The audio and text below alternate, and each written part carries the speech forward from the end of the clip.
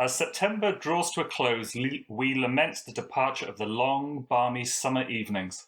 Sad to see the end of sweltering hot days spent at the beach, the hours spent in the beer garden, enjoying a few cold ones whilst our children run and play. The long summer car journeys to tourist attractions will be no more. Autumn creeps in, bringing with it the shorter days and darker evenings, signalling that winter has got its long, icy fingers dragging us towards the end of the year. But be happy.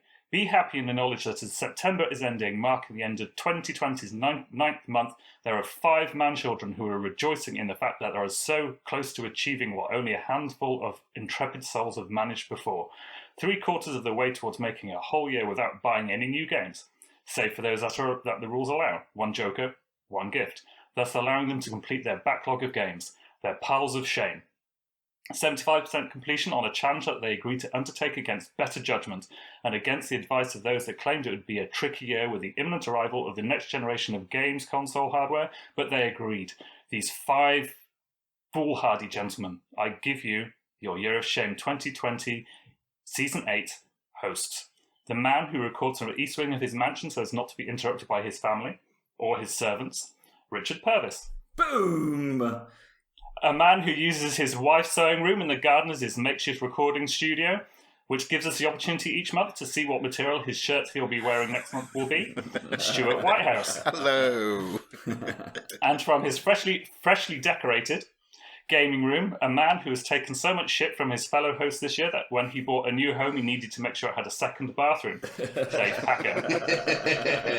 And we move on to the man that casually sits in his living room while his family and cat move around in the background. The man who is a midlife imposter. He has a full head of hair and no grey in his beard. James Yarwood. Hello. And that brings us neatly around to me, a man who's coming to you from the spare room in a house in Auckland.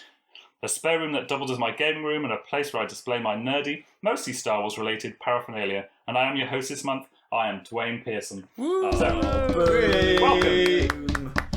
Welcome to Well done. September's podcast. Shamefully professional, Duane. Yeah, it was. Yeah. No, it wasn't. I was all over the shop. Oh no, compared to what we've ever done in the past, what it lacked in humour, it made up for in professionalism. It was polished. It was polished. Yeah. It was polished like his Lego Star Wars fucking spaceships. I know. Oh, have you seen that? I've positioned my camera so you can just see them all. If you keep turning it that way, Duane, it'll be much better. Keep going. That's perfect. Ideal. We can't see you now. Yep. Wankers. So let's just so we're going to try to keep a lot of stuff quick this month. We've got a lot of questions to get through, so we're going to try to sort of keep this quick. So we're going to do a what have we been up to and our pile progress all combined. We'll start with the Mini Money Mo, James. Thanks very much. I've done sod all this month. Really? You always start with that. Hey, easy. I'm a man of simple enjoyments. I like sleeping. I like playing the same game day in, day out. So I haven't even started watching The Boys yet, season 2. But I've actually been on. I was on leave all last week, and I didn't touch other than. Am I doing pile of shame at the same time? Yeah, pile progress at the same time. So the only pile progress I've had outside of playing the usual bollocks I play is I've almost finished Walking Dead season 1. Okay. Cool, I'll tell you what, that is a bit of an emotional roller coaster. That is. Fuck me. Has anybody played it? Yeah. Yes. Telltale. Yeah, obviously. the Telltale one, yeah. The first one I have. Yeah. Well, it's really good. I'll tell you what, though. God, it's years old. It is years old. Obviously, spoilers for people who haven't played it. Oh, it's a bit brutal when you have to shoot old Duck in the face. You shoot a duck in the face? No, a child is about to turn into a zombie and you shoot him in the face. post his mother already shooting herself and committing suicide. Yeah, well, you don't actually have to shoot the child in the face. You have the other option. Yeah, but I thought it'd be a bit mean to get the father to shoot his son. It's a little bit harsh. So, but yeah, so Oh, right, okay, fair enough. that's brutal. So I'm into the last. So it's chapter 5. There's 5 chapters. I'm into chapter 5 of that. Really good, really enjoyable. Outside of that, I haven't actually done much else with regards to pile progress, other than continuing through the Call of Duty campaign, which I'm actually quite enjoying. Actually, that's quite good. And I interrupted you last night to have 3 bullshit games of Warzone. Yeah, but while you were actually plodding nicely through the campaign. But I'd rather do that. It was. Are you guys getting any better at Warzone then? No, but I'm getting worse. I'm absolutely getting worse at it. I think I don't know why I play at 11 o'clock. I'm sort of like a gremlin. Post 10 o'clock, I just don't have the reactions. Catch me at lunchtime. Is it anything to do with Punk IPA? Yeah, could be Punk IPA and age. And Mordor, whatever that Mogadon. Yeah. Yeah. Nice callback to a part of the podcast that wasn't actually recorded, Duane. Yeah. Good work there, Dave. Yeah. But I've been on leave all this week. Kids have been at work, at school. Wife's been not at work, but in and out of work. And I have still not stuck on. And I could have easily put 15, 20 hours into something like The Witcher. Haven't bothered. I've just been playing the same old. In fact, actually, what I've been playing is Football Manager 19. So it's a game that's two years old. Can you complete it? No. Is it completable? No, you can't. It's not completable. It just carries on and on and on. So it's like football isn't completable. Yeah. You win. So it's another game. That's literally what I've been doing. Haven't really watched anything. I've still been watching Deadliest Catch because it's still really good.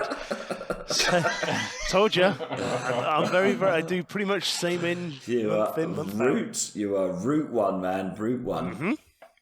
And that predictable as time itself. Absolutely. Yeah, that's been about it really. I've been cooking pretty much a lot every evening. Enjoying my cooking. I enjoy cooking. And you are you taking it up a level, or are you? No, I'm actually doing it properly because most of it. I mean, if you put the microwave on high as opposed to medium. No, I'm cooking some actual. What's your speciality dish, mate? If you had to go on MasterChef, what are you cooking for? Well, I'll tell you what. Spaghetti bolognese. I'd like to cook. I do cook a decent steak.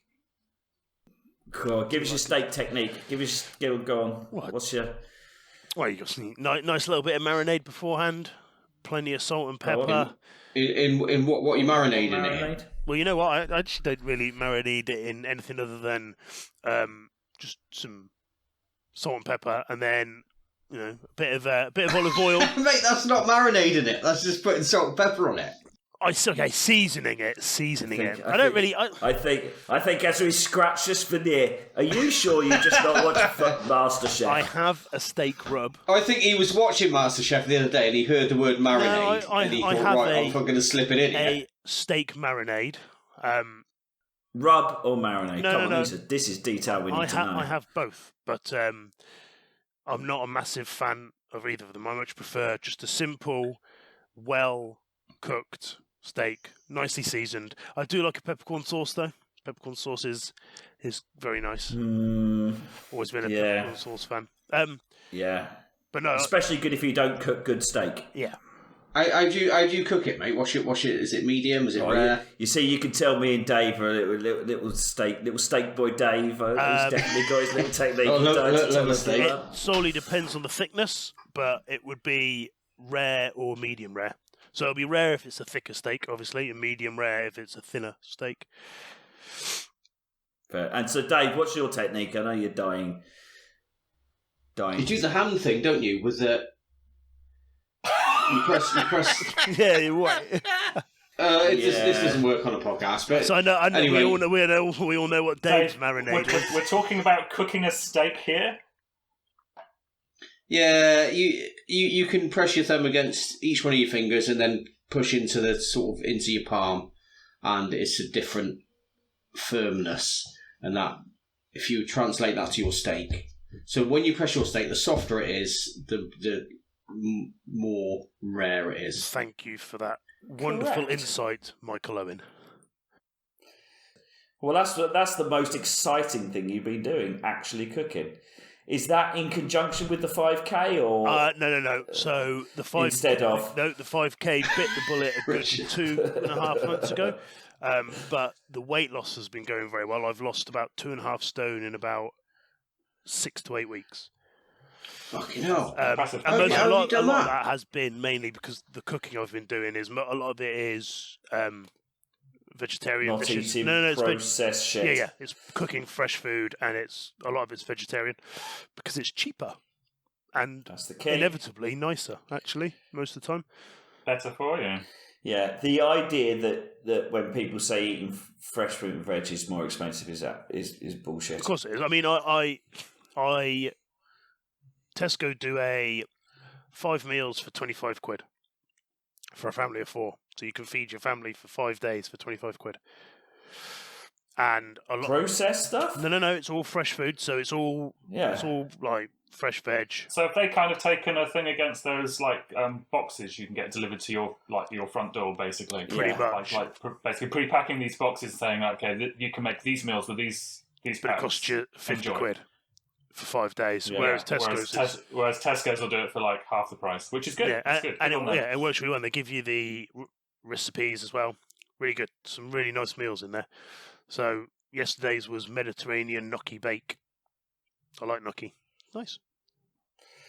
Gnocchi is like the neutron star of Italian food. Yeah. It's got a density of a black hole It does. as you eat it. So you had 3 of them. You go, I feel pretty full Yeah, now. I did and not- then you carry on eating another 50. I did not finish my plate. No. Wow. That's quite a thing for you, Mr. Yarwood. Thanks very much. So I reckon I'm. Because usually you eat the plate. Did you ask how I was doing it, Dave? Yeah.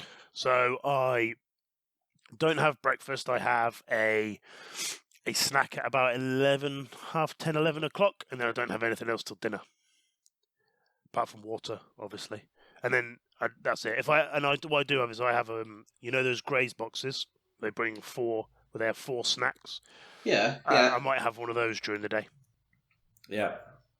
So you've just cut your calorie intake. So massively. I'd guess I'm probably running close to 1,000 or 1,500 as calorie deficit.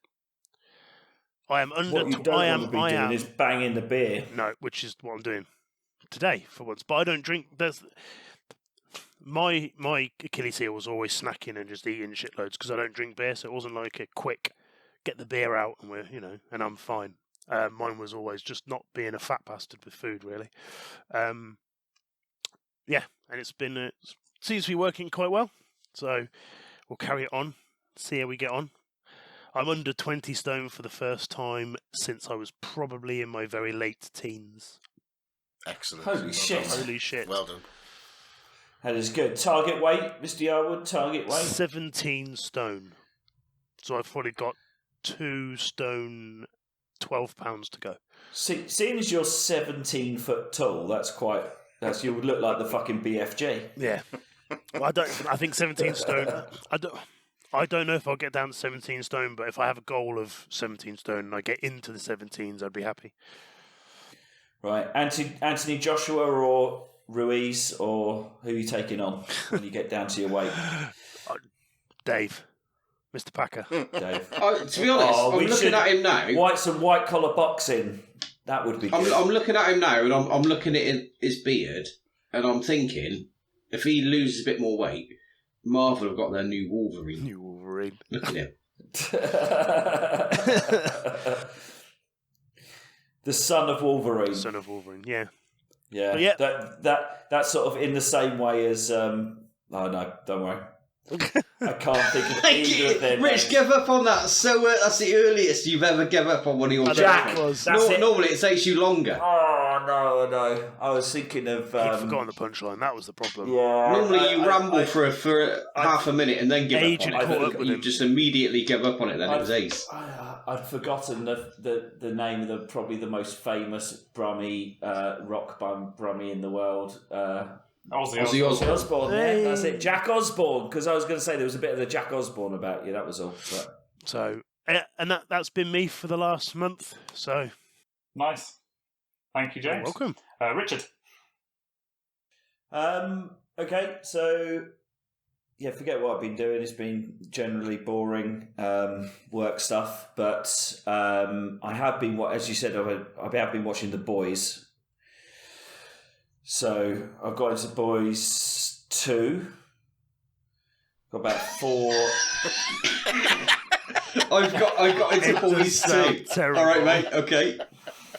Richard, really think about what you're going to say before you say it, please. Yeah, so I've Yeah, been... what have you been doing this month? Well, I've got into no, I've Boys. been watching Boys quietly when the family's gone to bed. Not any better. Not any better. No.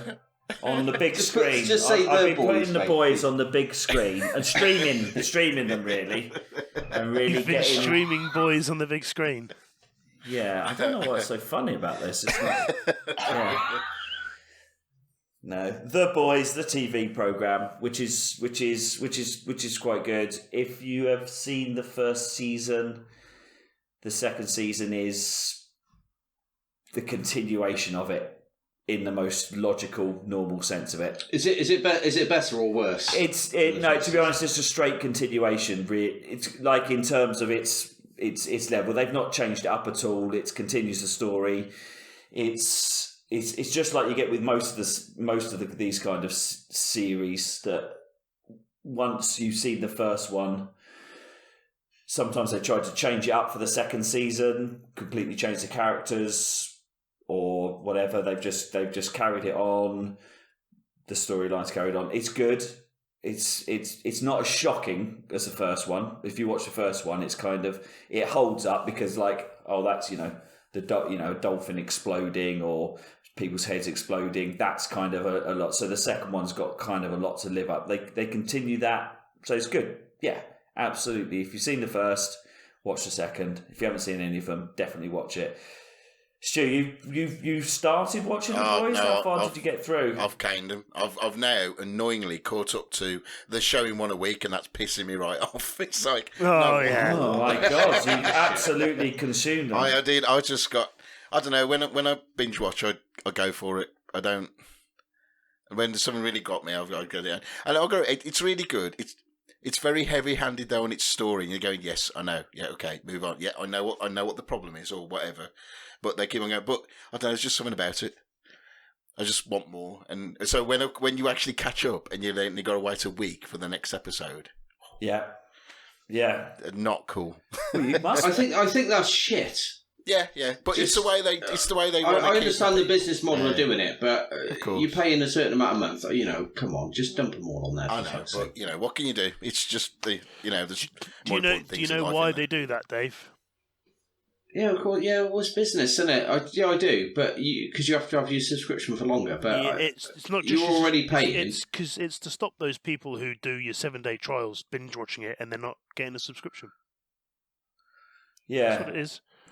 That's fair enough, but I don't understand when it's the other way round. Why when the BBC dump the entire series or ITV? I can't work out what the business model is there when they go all episodes available. The BBC was a terrible analogy, Rich, because obviously it's you don't have to pay to Well, watch it's it. not free, but you pay TV license. However, you are right. But yeah, I don't understand ITV or Channel 4 when they make all that and they don't put any adverts in the middle. I hate adverts and I won't watch them anyway. But their business model is adverts. Exactly. Yeah. So I don't understand when they're online or they show one advert. You're thinking, but on TV you show 20 minutes of adverts. I don't get it. Anyway, I'm renowned for kicking off on advertising, so it's probably best to keep me quiet. Step away. Yeah, it's a joke. It's a joke. They're there just to ruin your life and control you. Forget it. Don't trust anyone in advertising. And I've been watching Fargo. I don't know how I missed Fargo, the TV series. Good. I love Fargo. I love Fargo. Film film. is just love Coen Brothers incredible. stuff. not seen it. The series is not. It's definitely worth a watch. The series is not Coen Brothers, as far as I understand, inspired by the film, but so you can be on pretty shaky ground there. sometimes when they're doing a kind of inspired by. It's a little bit like Greek cheese not actually being feta.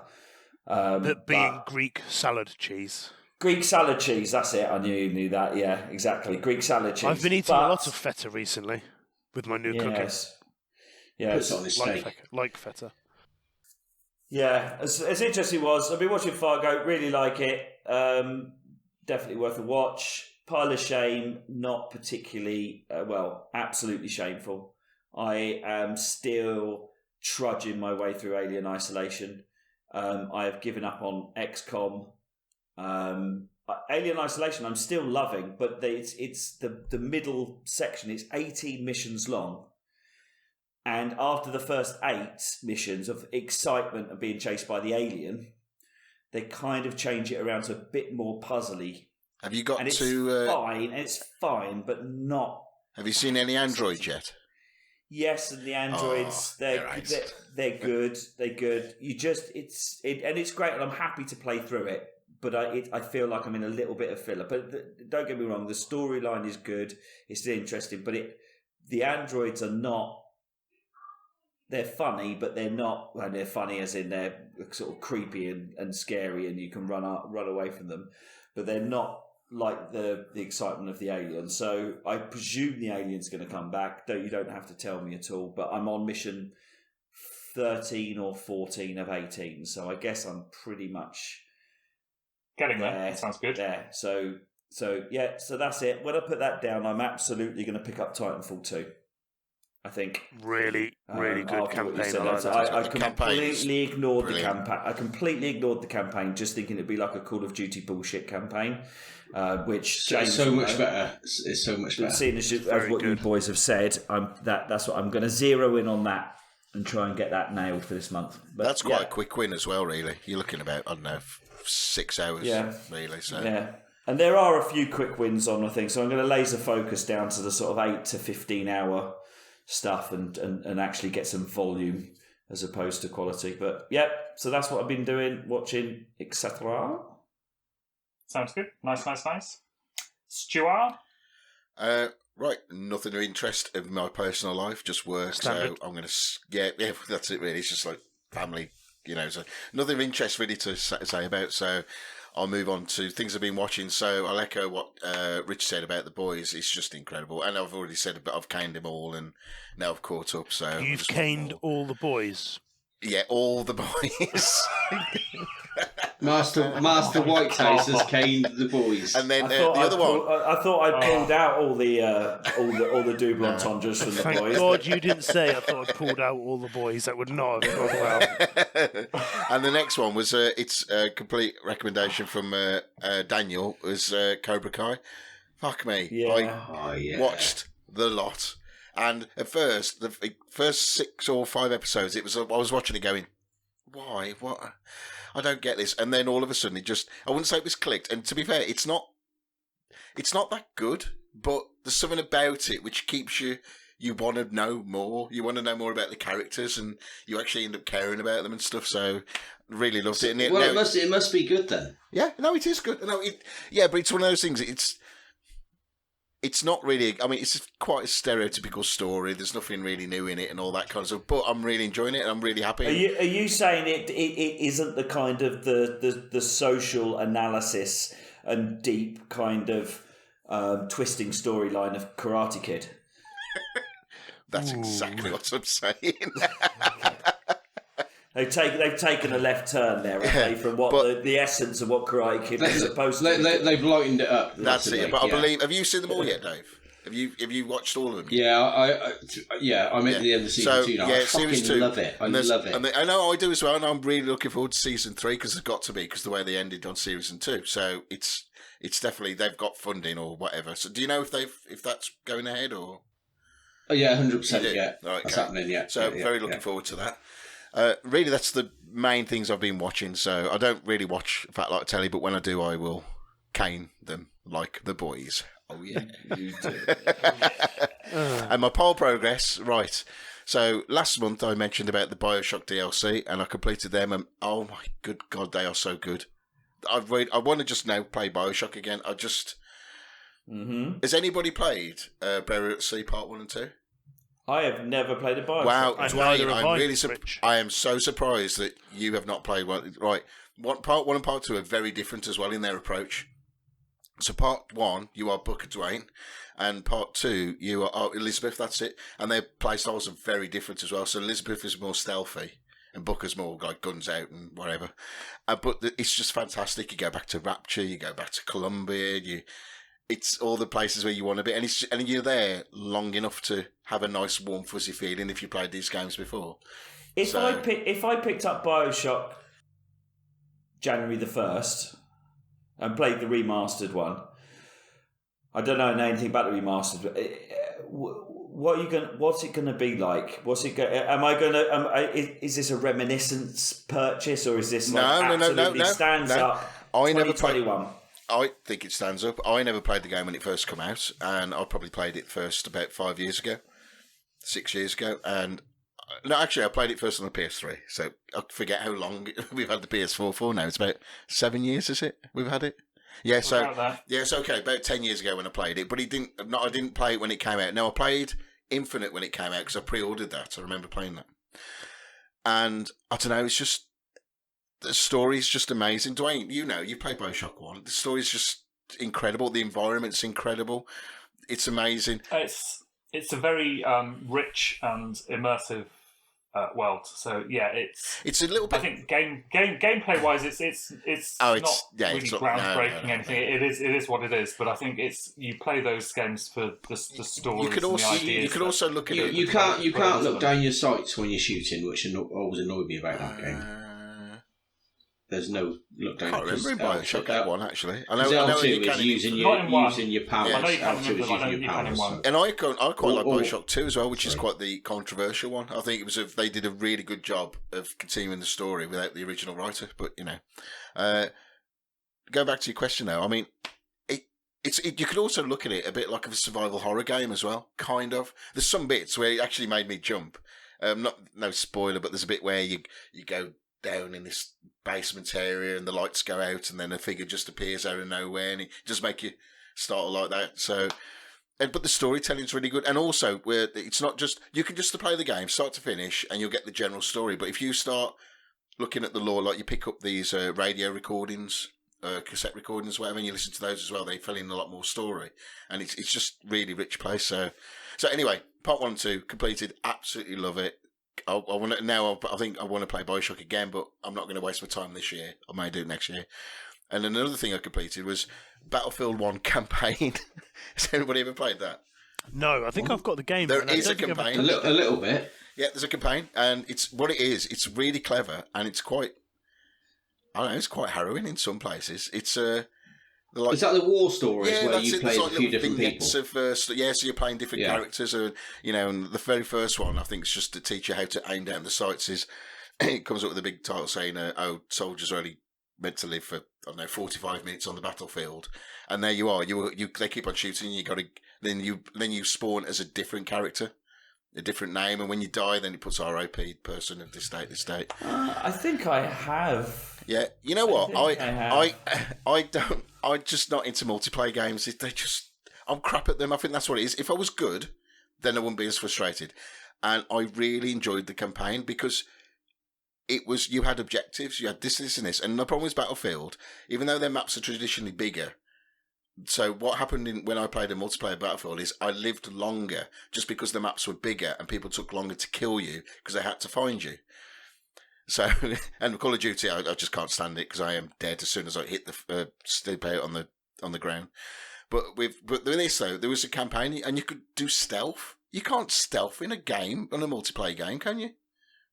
How? How can you can't do it? And this one, there's especially with the last level where you're playing with, you're helping Lawrence of Arabia blow up a train, and that one's it's a complete stealth mission, and it was brilliant. I loved every second of it.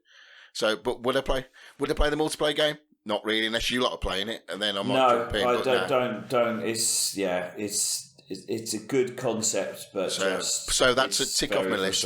But that one was bought because that one came with Battlefield 1. It was the full Battlefield 1 Ultimate Edition, and it was with Hardline and I think something else for about £8. You know, when sometimes EA do a ridiculous sale. Yeah. So There's definitely eight quid's. There's definitely £8 worth of game there. Oh God, yeah, most. And then all of my time, and it's like a broken bloody record, but it is Division 2. But we've got the Summit now, so it's 100 floors of this. No, let me finish. 100 floors of the same fucking game. I've got to admit, it's quite boring. So it's just yeah. So, but that's what's been taking all the time, and it's quite good. There's been a couple of other people from the community have come back into the fold, because when there's a big update, they come back in and they'll play a bit more, and then they say they're mugging you off. Are they actually allowed? Have they actually given you any decent weapons yet? Anything I've got decent different? Weapons. Yeah, I've got. What do you mean? Like named? Are they doing named weapons and legendary weapons and stuff like that? They've done them for ages. Yeah. So it's just like Destiny then. So like Rich, have you never had the SMG 1022567? Oh no, 1025564 was the one I stopped. Oh mate, no, the 567 mate's unbelievable. Is that one where the rivet was on the left, not the right? Exactly. Yeah, exactly. Yeah, I heard that. Yeah. I heard that was really inspirational. Yeah. Anyway, that's my poll progress, and that is my section for this month. Back to you, Duane. David, what about you? Right, I'll keep this brief then. Here we go. 24 hours later. No, it's going to be brief. In terms of things I've done outside of gaming, I did one thing of notes, apart from DIY, because I've obviously been doing loads of DIY. We went today, actually it was today. Was it today? To an escape. Sorry, Dave, DIY does not include putting up a sheet behind your head. Mate, I'm not even going into the DIY I've been doing, but I'll tell you what, it's some next level shit I've been doing. Next level shit. Is it? How's the dining table wardrobe? That's amazing. Right, Dave, sorry, what were you saying you were doing today? Because I didn't catch. What did you say you were doing? Well, I haven't said it yet. That's why I didn't catch it. Because I haven't said it. I'm just about to say it now. We went to an escape room. Escape room. Are you still in it? Yeah. No, I am. I can't get out. That's where there's a sheet up. Yeah. Thank God I brought my laptop. I anticipated something like this might happen. No, we went to an escape room, and it was, I've got to say, it's the worst escape room I've ever been to. It may be the worst in existence. Okay, well, there's a good advert there. I'll give you a quick rundown as to why. Would you like to give them a shout out? Would you like to shame them on the Euro? I will in a moment. Yes. Was this near Bristol? I'll tell you in a minute where it was. So the first thing was it was like a shipping container. Great. Are you sure you didn't just wander into a shipping container? Oh, it's an escape room. I've got to get out. No. There's nothing in it. It's just metal. That's metal. That was it. Yeah. There was a portaloo outside, which was the first puzzle of the day, getting that thing to flush. Are you sure you've just not been done online by someone who's taken you to construction site? Mate, it's charged you 50 quid and gone, oh yeah, Portaloo's the first one, mate.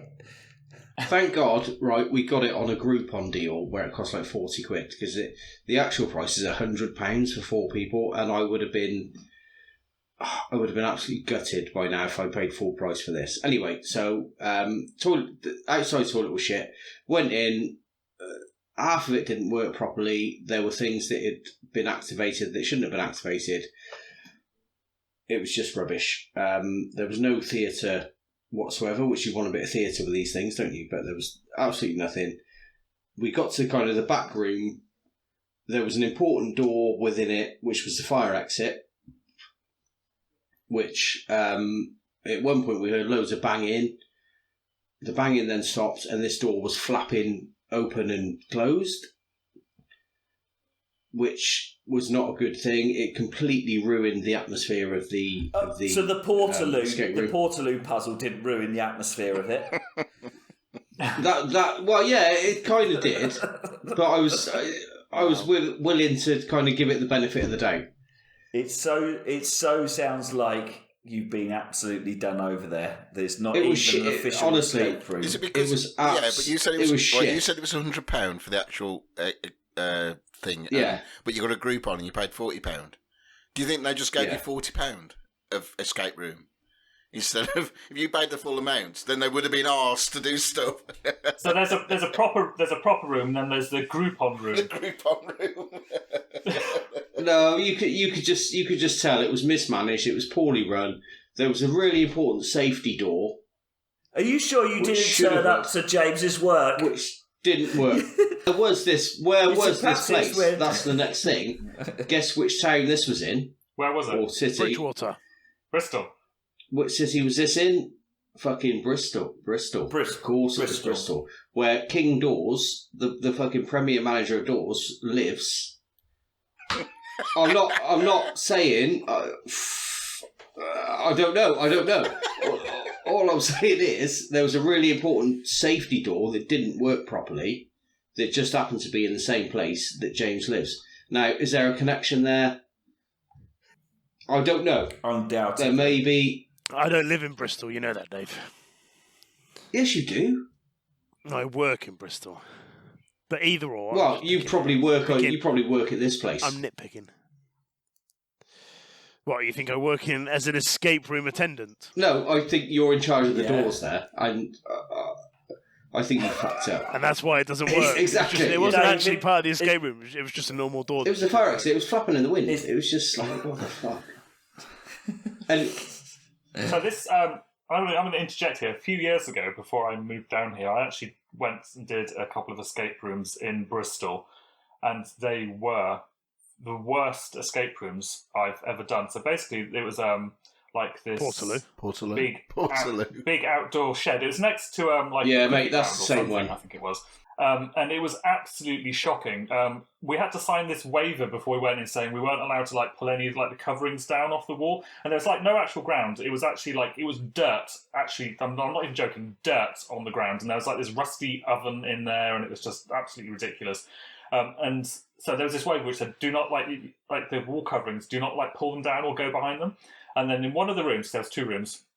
In one of the rooms, to get to the next section of the room, you had to go behind one of the wall coverings. So we actually didn't get out of that one because we didn't go behind the wall coverings because the waiver said not to. So I was just well, this is just absolute bullshit. So it's the same one. Yeah, it's the same place, mate. It was next to the cricket ground. It was absolute shithole. Yeah, it was absolute shithole. So that's a... Duane, you should have warned him before he turned up. I didn't know he was going to go to it. Yeah, fucking thanks, Duane. Fuck's sake. Well, to make it up to you, I'm going to say this to you. Go down to Exeter and go do some of the escape rooms by a company called Red House Mysteries. Now, they are quality escape rooms. Absolutely awesome. And if Red House Mysteries are listening to this, send us some vouchers. And ironically, Dave, I also used to live and work in Exeter. Well, you obviously didn't work on those doors in that escape rooms. Then, because they were fucking good, you fucker. Good doors. So anyway, that's what I've been doing outside of gaming. Watching telly, Cobra Kai, one of the best TV shows I've ever watched. I'm bigging it up even more than you did. I think it's awesome. I agree with you. If everybody's got to watch it, they have to watch it. It's brilliant. So forget if I was being a bit negative. I don't think I was really, but it is brilliant. Watch it. The Boys. Yeah. I've struggled to get into The Boys. Struggled to get to The Boys. Filthy bastard. It literally keeps on giving. How much content can you get from one TV show? The reason I've struggled is that I've been watching it late at night, where either I'm really tired or I've had a couple of beers and I've just been falling asleep whilst I'm watching it. To be honest, so you've been watching The Boys late at night, drunk, yeah, and falling asleep, and I can't really remember what happened. Okay. Yeah, to be honest, that's probably not the best way to consume Boys. That's your defence, anyway. That's not the best way to consume I can't remember what happened, Your Honour.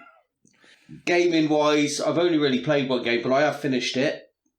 So I've actually finished a game. You'll be pleased to know. National Very Lottery good. scratch cards. Proper finish or a pack of 5 finish? No proper finish. Sims 4? I'm not allowed to play that because that's no. I finished Iconoclasts, which was the game I was talking about last month. Right, okay, excellent. Did you like it? Oh, yes. Not really. It was all right. And you finished it. Why didn't you just pack a 5 it? Why didn't you just bin it? I don't understand. Give up. I'll tell you why I finished it. Because every time I thought about fucking switching it off and saying fuck this, I thought of you fuckers. Oh, bless you. And I thought I can't because they'll be saying, "Oh, you fucking wanker, you haven't finished it," or you pack a 5 it, whatever. So I pushed through. I like it. We're in your head, mate. I didn't really enjoy it. It was okay. The gameplay was all right. The story was shit. Delivered poorly via text boxes. The puzzle element of it. I was consulting a walkthrough a lot. Oh, so you were cheating, basically. Yeah. That's not cheating, is it? That's just walkthrough's all right. Walkthrough's okay. What? But I was... Hang on. So you were looking at something that tells you what to do because you were stuck. Yeah, but he didn't buy it, did he? He didn't go out and buy the game and go, right, I'm going to complete it with this. You can go through a walkthrough if you're completely stuck. Cheating. No, well, I didn't. He's finished the game and he hasn't really finished it. He's cheated his way through it. He's basically got somebody else who's already completed it to tell him what happens. He's class 7'd Yeah. it. He's class 7'd it, yeah, which is basically just cheating his way through it. Yeah, absolutely. I wouldn't even put that down as a completion, Dave. Sorry. I didn't consult a walkthrough and then. You did. Well, let me finish. I didn't consult a walkthrough and then get one of my kids to consult the walkthrough and then pay them to say that they'd done it, and when in reality it was me. I can. You see, that only works when we've actually done the bit, though, Dave. A little bit like the reference. That's called. Foreshadowing. Yeah, that's called foreshadowing, mate. That's called foreshadowing. So, for those listening to this podcast, when you get to the point where that joke is then made, then rewind to 43 minutes and listen to Dave's callback on that. Exactly. So, it was walkthrough heavy for me. But to be honest, I blame the game for that. I don't blame myself. I blame the game. Of course, yes, it can't be your fault. The puzzles are too obtuse. Go on, explain that. If you have to consult a walkthrough too many times, your puzzles, game developers, weren't intuitive enough. Well, I'd argue that maybe the person playing the game's a bit of a moron. That would be my argument. Maybe you could say that. Maybe he's lacking That's a bit harsh. lacking on the intelligence level, that sort of thing. All I would say to you, James, is play that game without a walkthrough. Exactly. And if you can, come back if he can, he would, but he doesn't have it. If he had it, Dave, if he had it, it would be. He probably has got it. James doesn't need a walkthrough for anything. If he has the game, or if he needs a walkthrough for making doors for fucking escape rooms that work. But there you go. Anyway, but it was okay. It was all right. The story was shit. What kept me going was that it felt okay to play. So that brings me on to in the back of your head going, David, and you bastards, because I thought, oh shit, if I don't finish this, to be honest, was it any different in terms of gaming achievement than making the fucking wardrobe from the IKEA instructions?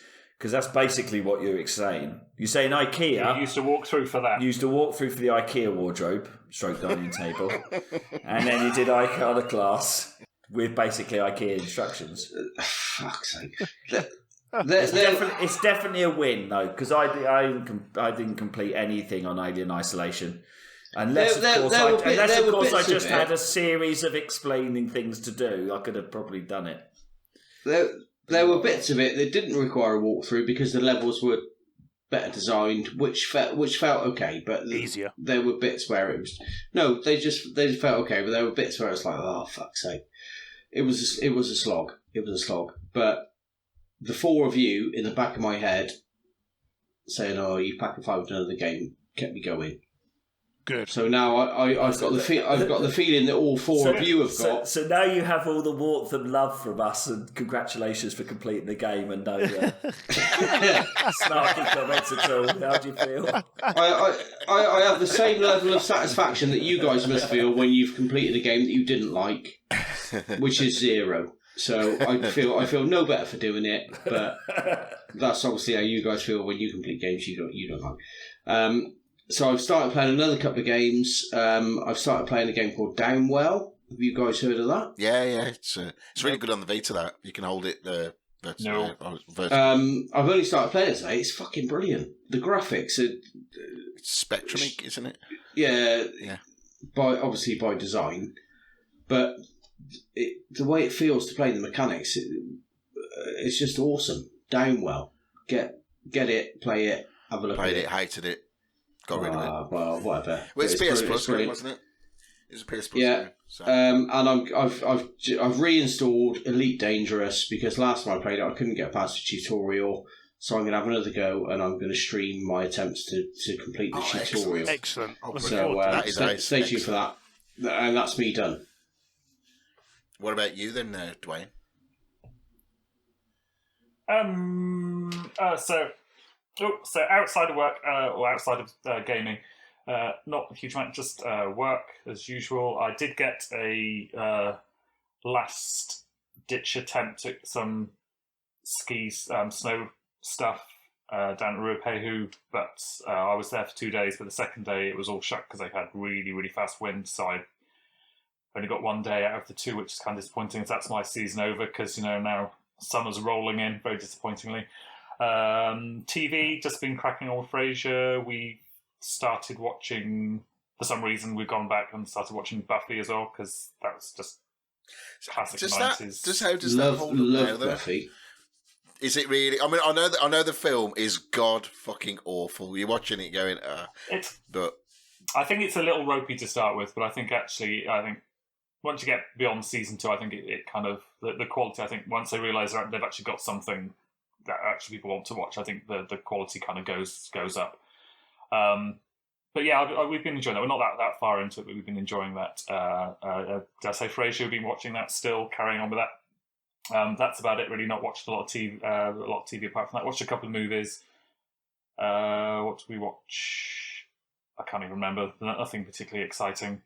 But gaming, I finished Class 5. That's proper 5, not Pack of 5s. I've Class 5 Recourse, so that's now done off my list.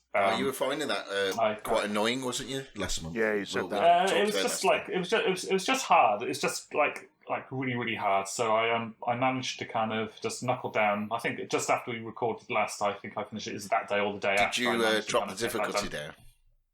No, I didn't. I don't do that. Unless I'm finding Did you use a walkthrough? No, I don't think. The only time I used to walk through was to check how many floors the final tower was. But that's the only thing I did, was just to see how much more of a slog I had. But I didn't actually use it for any gaming hints. And then after I finished that, we finished Transference. And can I just go back? I think it was you, Stu, who said somebody from Lord of the Rings was something to that. Yeah, I had no idea, but in the titles when it was rolling, Elijah Wood apparently had something to do with that. So somebody from Mr. Lord of the Rings himself. With Mr. Frodo himself. And then after we finished that, we went and finished. There's another VR game because I had the VR set up, I thought I'll just finish this one as well. And I was actually crazy close to finishing. I only had a little bit left to do. A game called Esper, which is kind of another one of those kind of puzzly, kind of in the vein of Portal, and I think what was that other one I mentioned, Static, so kind of that vein sort of thing. So yeah, kind of knocks that one off quite quickly. Is it if you were desperate for a Portal in VR, is it a good substitute for one? Because I've never heard of that game either. So. It's fun, but it's not like Portal, but it's just like the humour and the kind of the kind of puzzly element. But yeah, you'd probably enjoy it. If you like Portal, you'd probably enjoy it. This, I wouldn't say it was a good substitute for Portal, but I think you'd possibly enjoy it. And then I was kind of thinking, what do I need to play next? So I decided to pick up my 3DS because I haven't really given that a lot of love this year. And then I started playing Metroid Samus Returns. And I have finished Metroid Samus Returns. I think I clocked about 20 hours on that.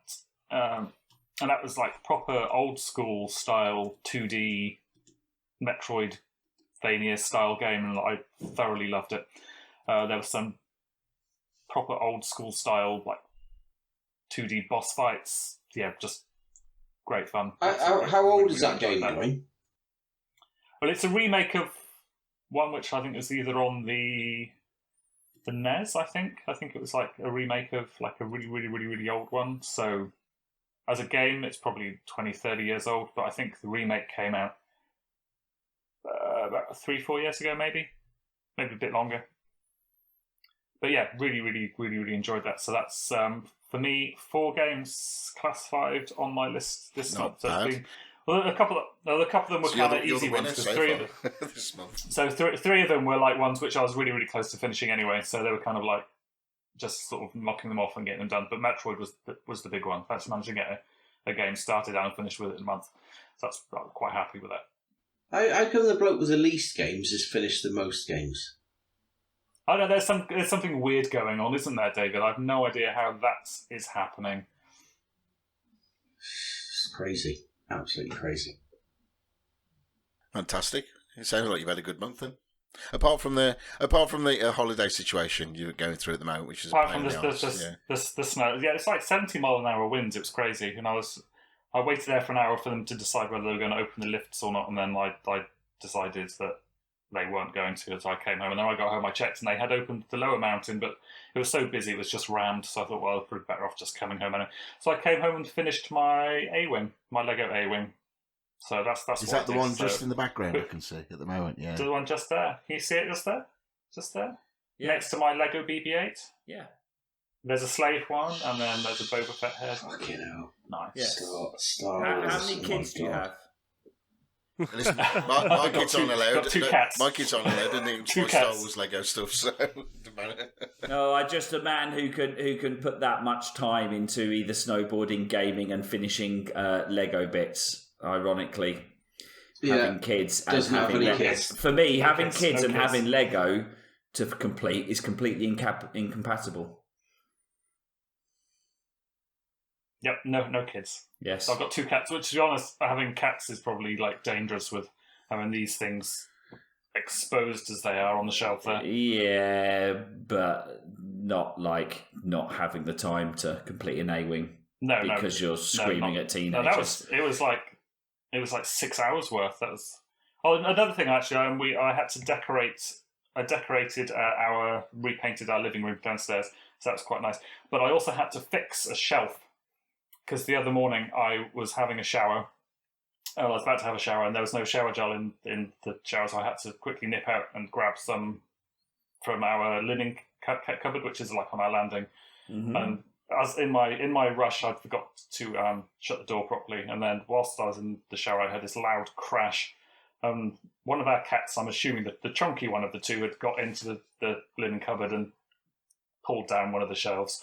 So I had to fix that. That was a fun job yesterday. He did it on purpose, you know that. He did a little shit.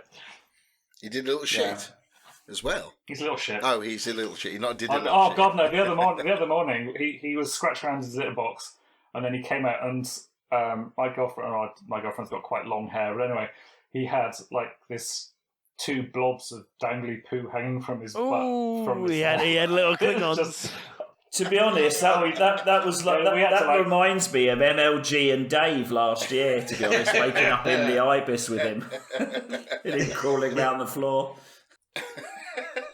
Did the cat wipe the shit in your girlfriend's hair? No. I think he'd just eaten it or something. I think he like just licked something and sort of just like gone through. So it was all kind of like it was just hanging. This 2 massive lumps of cat shit hanging from his butt. It was just disgusting. Do you know why cats do that? I have no idea. No, they're Yeah, you're probably not 100% agree with Rich there. Mm-hmm. Cats. No, I love Cats my are kitties. wankers. I love my kitties. So I think it's time to move on to the most fun section: new games with James.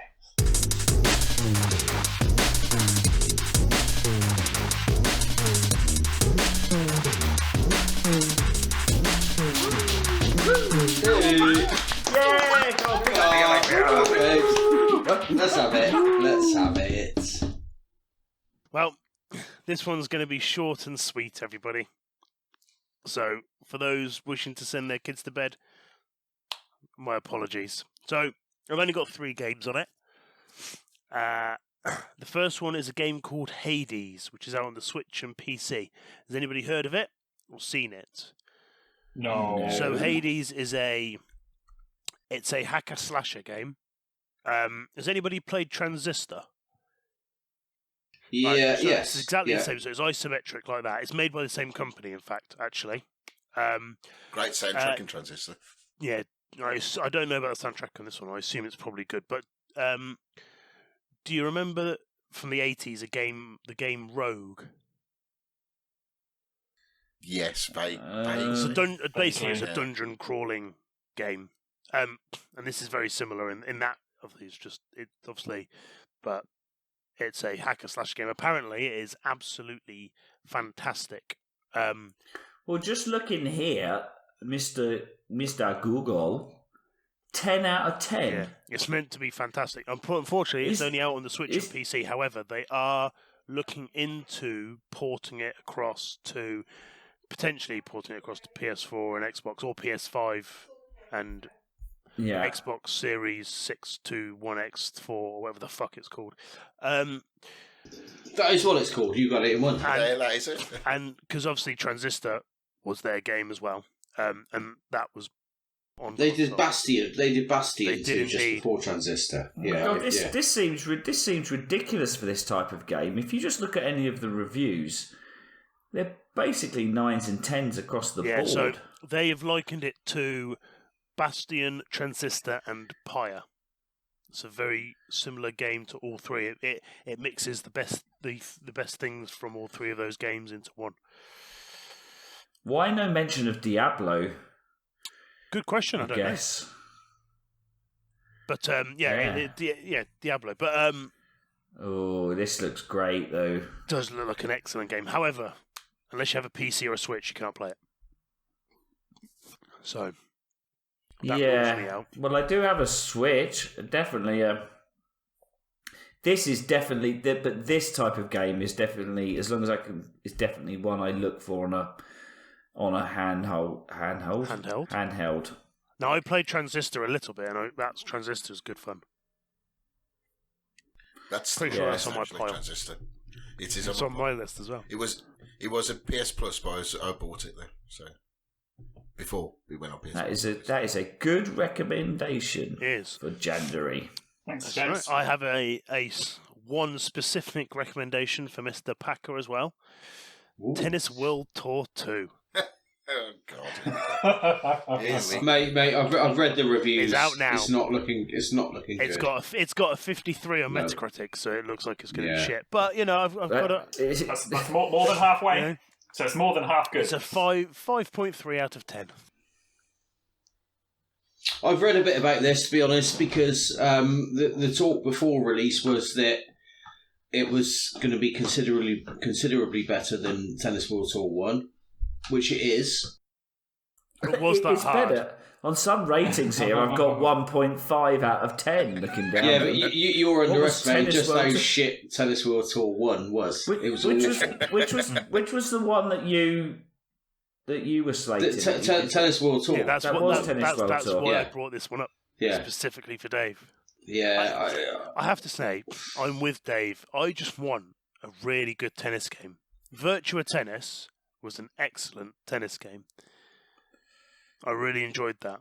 Yeah. But I haven't played the... AO Tennis 2 is allegedly quite good. See, I haven't played that. And I didn't play any of the Topspin tennis games.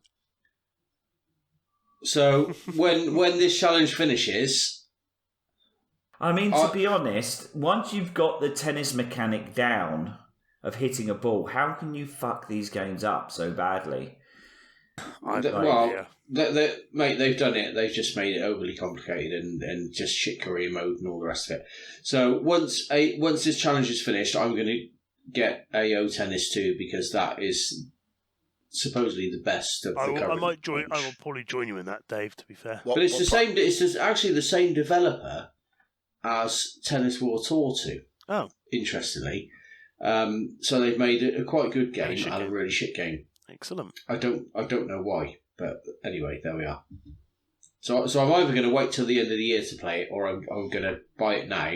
And then film my daughter playing it and say it was early. Did it? I would definitely get it. Rich, you've just stopped. You just overtalked Dave when he was admitting he's going to buy a game now. I did hear that, didn't I? No. I said I'm either going to buy it in the new year, or I'm going to buy it now, and then film my daughter playing it and say it was her that bought it. Right, yeah. Oh, fuck. What's your next one, mate? So Game 3 isn't a new game. It is. Well, it can't go in new games with James. Well, yeah, but it's going to. Because it's games with James. It's not really. It's had a bit more hype recently in the past month or two, but it's a game that's been out for about 2 years on the PC and on mobile, and it's called Among Us. Yeah. Okay, heard about this. So basically, it is a cartoony type game. I think there are 10 people, and you have imposters. And there's 2 imposters, give or take. Maybe there's 1, maybe there's 2. Anyway, and for example, there's different levels, and you have to perform. The 8 people have to perform different tasks, such as taking trash out, fixing wiring systems, scanning yourself on a med scanner.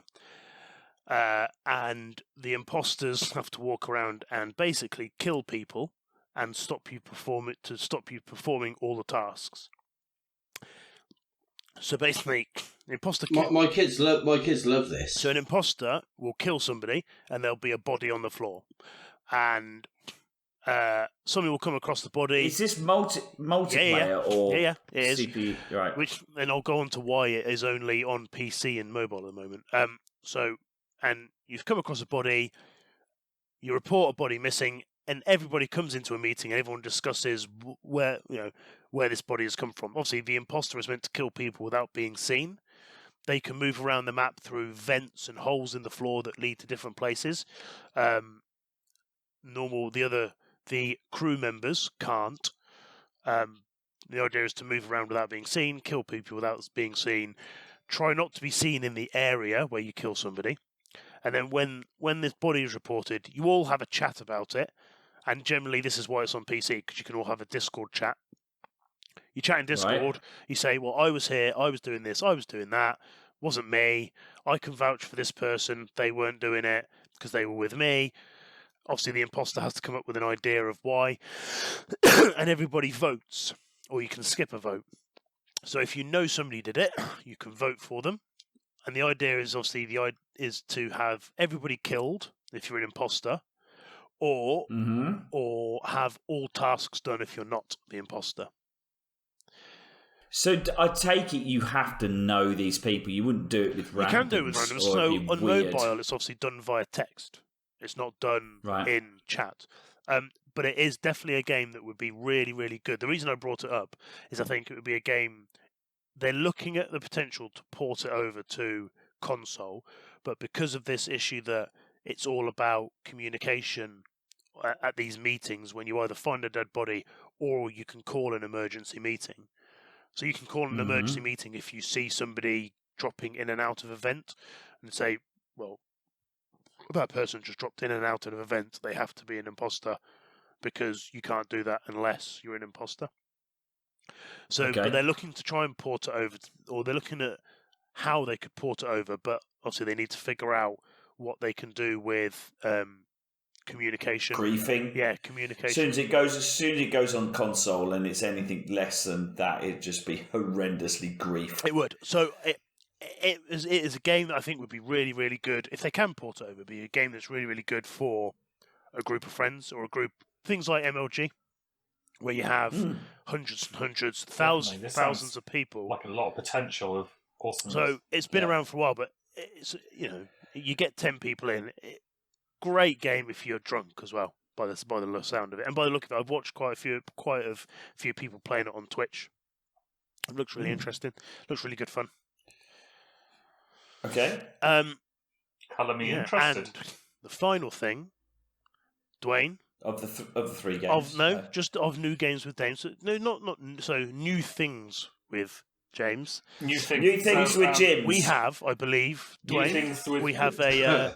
we do. So we thought that now would be a good opportunity to talk about the imminent arrival of 2 new games consoles. But we also had a question from one of the community members, so we thought we'd tie this all up together, so we're kind of addressing all at once, so we're not repeating ourselves again later on. So the question came from Derek McRoberts, and he says, now that we have the launch price and launch window for both next-gen consoles, are any of you planning on purchasing after the challenge? If so, which are you looking at, and what, if any, was the deciding factor? So obviously we've had both Microsoft and... Let me close all this down.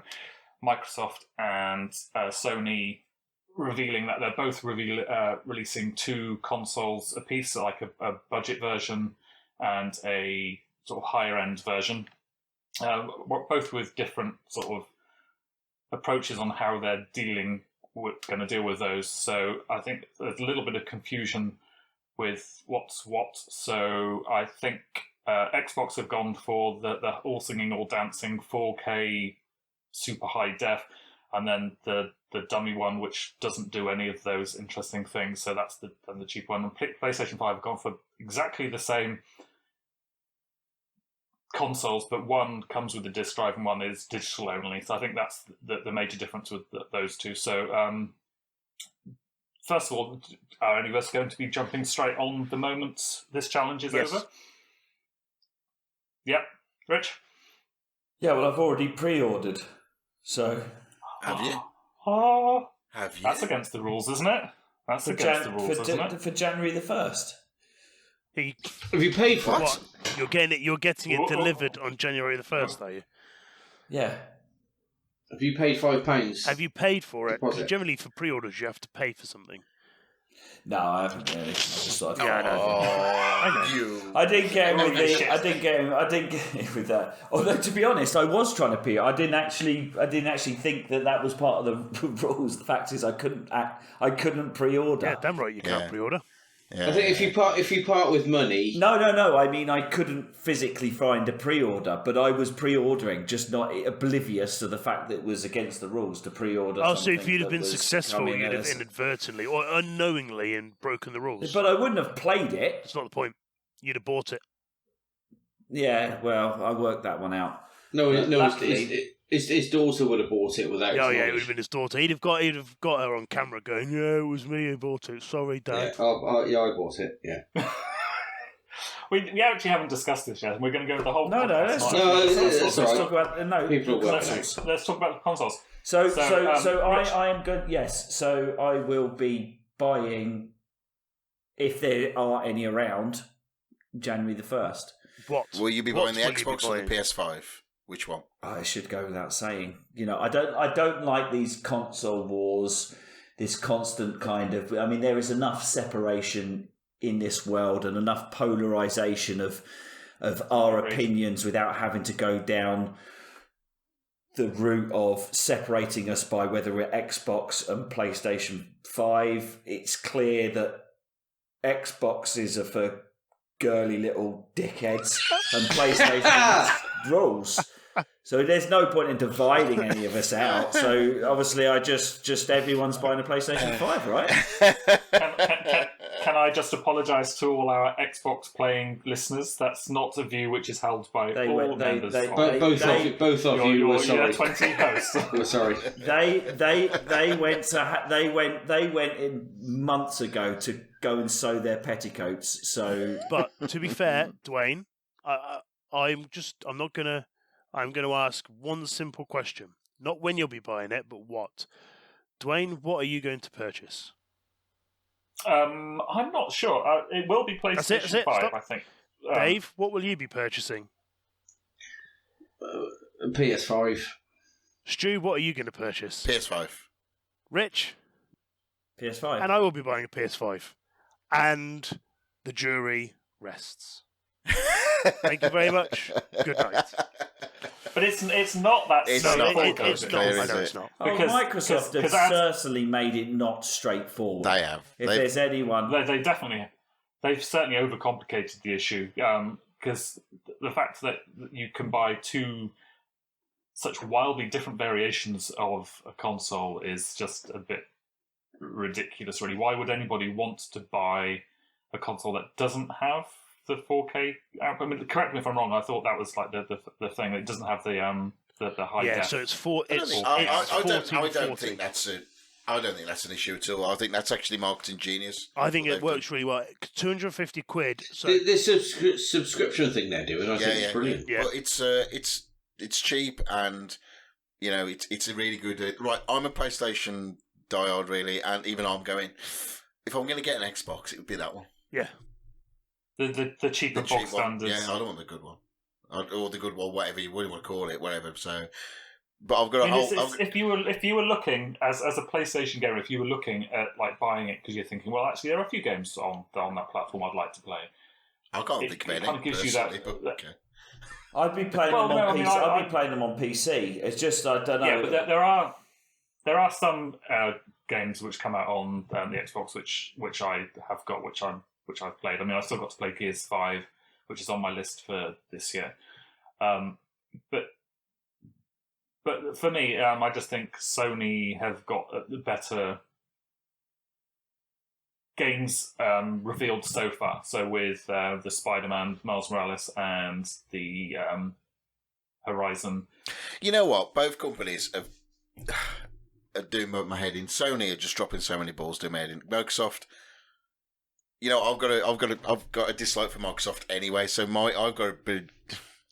It's hard. It's like, I don't like Xbox just because it's owned by Microsoft, and that's it. And I've dealt with Microsoft now for over 20 years of my life, and they are a bloody nightmare company. And that's why I don't. That's why I've been tainted by them quite a few times, and that's why I don't want an Xbox.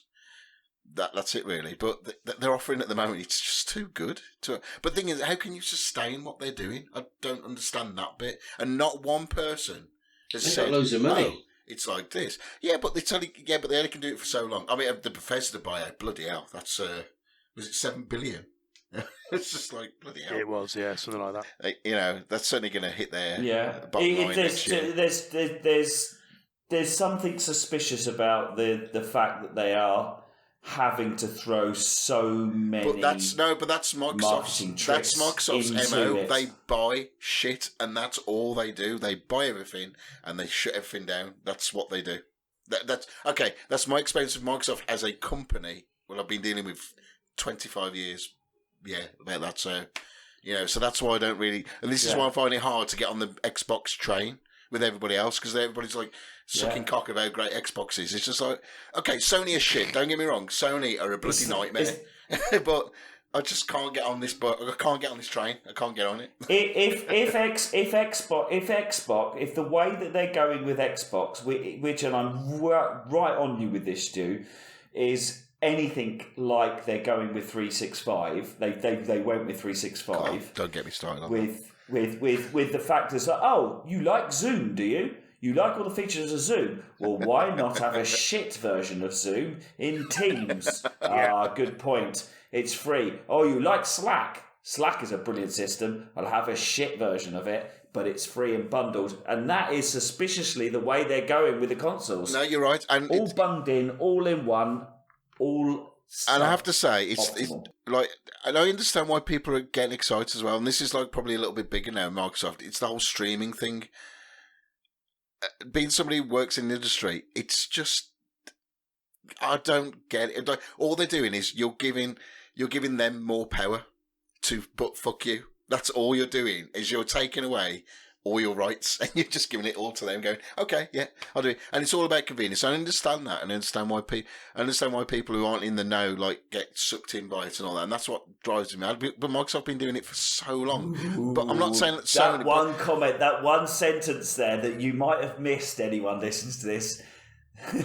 Those in the know, i.e., if you're falling for any of this shit, you're not in the know, and you'll get the thing is, but don't get me wrong, I'm not a fanboy. That Sony are a bloody nightmare company. I have been sucked in so many times of what Sony have told me, and then been burnt. Like when Remote Play was revealed with PS3, that's why I bought a Vita at that time. I was that person, and I was so excited, and it was shit. It didn't do what it was supposed to do. Yeah. And I do love my Vita, don't get me wrong, and I played many good games, but, Sony are just a nightmare. They'll do stuff and they'll build it up and then they'll forget about it, where Microsoft buy the company and then shut them down. The thing is, I bought Sony, and I used to joke about it with my mate Steve about Sony televisions. So I bought Sony televisions all the way through and just stuck with them, so I do just get stuck in the brand. But it sounds like Sony have got their big cock up your arse so much and are fucking you like they are doing with me. There's no room for Microsoft to fuck you as well. Well, that goes nicely to why we're doing the Era Challenge. I don't have enough hours in the day to play a PC, an Xbox, a PlayStation, a Nintendo DS, a Nintendo Switch, this and that and that and that. Fucking hell, I've only got so many hours in the day. So, are most people just going to stick with the ecosystem they're with? Not necessarily, because that Xbox that is 250, that Xbox that's 250 quid. Very good. It comes with all you then need to do is get whatever the gains with gold, whatever the hell it is. You then have an entirely massive library, especially when they bring out fairly new games on that, give or take a couple of months later. They have that just being, obviously it's only digital, but it's how many the new swing into the new voters. Yes, this is like the American election or any other election. It's basically the swing states. There's not going to be that many. There's going to be your die-hard Sonys and your die-hard Xboxes. If you've got if you're Prime on PlayStation, you'll buy PlayStation. If you're Prime on Xbox, you'll buy Xbox. It's just how many people are coming through buying their first console this year. I think that 250 quid one is also good for parents who are looking to buy a console for their children. Yeah. I'm not going to lie, I floated this idea with my wife. We could get him this for 250 quid plus X amount of pounds per month, and then he has access to all these games. For my son. And if that's their bet, then that's a good bet. If their bet is to seed the 8, 9, 10-year-olds in Xbox brand and keep them, then that's what they're doing. Yeah. That's a long play, and that's probably is what they're doing. Without getting really geeky, but this sounds like an exact play Microsoft were doing back in the late 90s against a company called Novell. Now, sorry if that's really boring, but it seems like where they targeted the right people. And it was marketing genius what they did, and it feels like this again with Microsoft, and that's why I don't like it. They took the playbook from PlayStation, because when PlayStation first came out, they marketed it as your older brother's cool penthouse entertainment machine. Yes, they did. Like as if no one really had an older brother who had a penthouse who had a place this entertainment machine, but all the 15-year-olds are like, and it's exactly how Lynx then did it. Link Spray was it's for 13-year-olds, but they marketed it as if your cool older brother used Lynx and got loads of shag for doing it, and that was the same. So that's how they played the blinder, because they played it against Nintendo, right? Which was like, yeah, fine, have a Nintendo if you're a kid, but if you're a man, you wear Lynx. And have PlayStation 1 in your apartment and look at all the pussy you get. Like, yeah. That never happened. Disclaimer that neither of those things actually ever happened. Never happened. No, it doesn't. But I think we've actually kind of got away from what Derek has asked, but it's very good conversation. But did he ask? So the question. We're all getting a you want PS5, basically. Yeah, but We're all getting PS5, but when? Yeah. Oh, December. Well, January the 1st. As soon as January 1st. So we're all going January the 1st. No, I'll wait.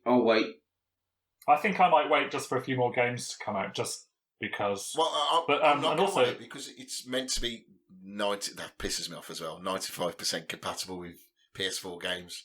This is where Sony now pisses me off. It's like, for fuck's sake.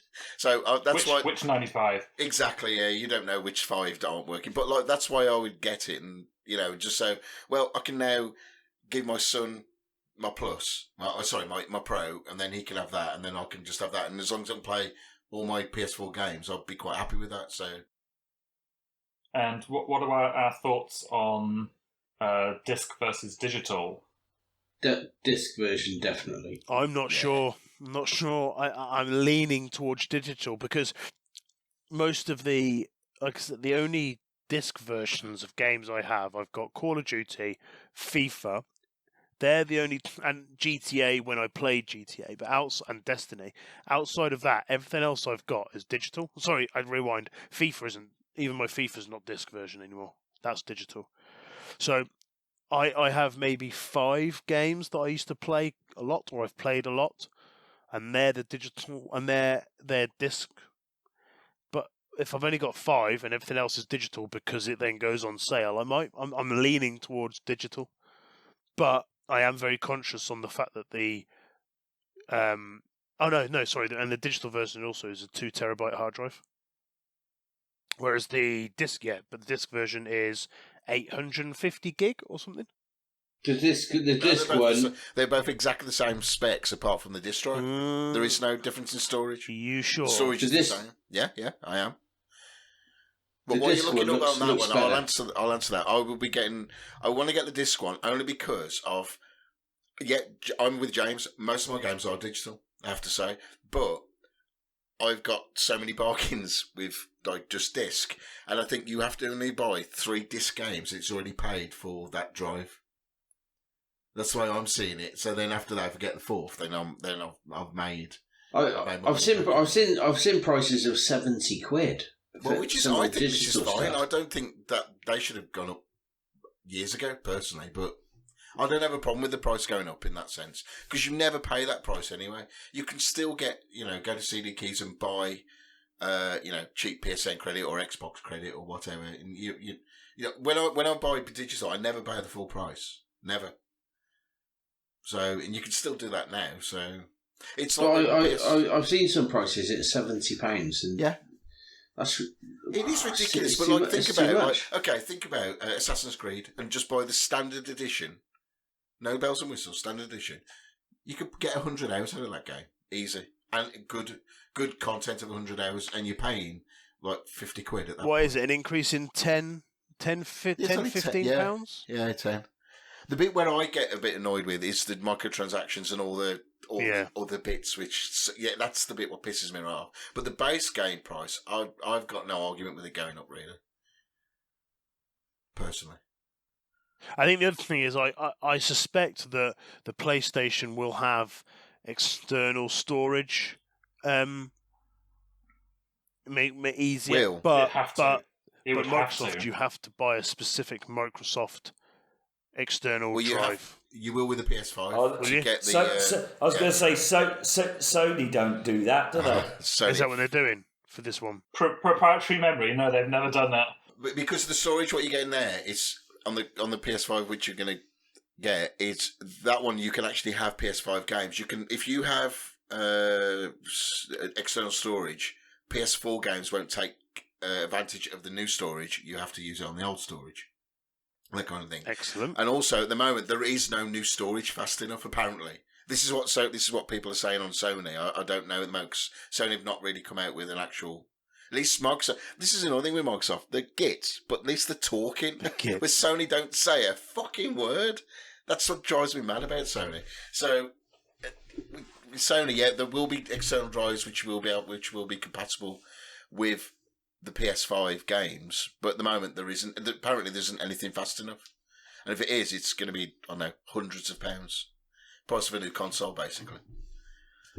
Woo. But apparently, the Microsoft versions are going to be really expensive as well. Well, yeah, but they were right. Think of SSDs 7 years ago for a 1 terabyte SSD.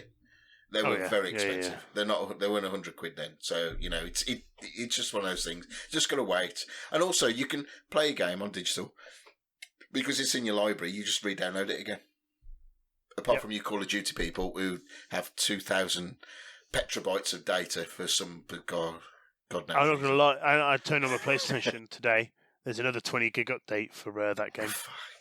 That puts it at 280 gig. Jesus Christ. That's insane. That is just stupid. You know what? That's what makes Stadia actually viable at that point. That really does. That's the streaming service is what can actually do that, and you don't have to update. That's where they've got you. Mm-hmm.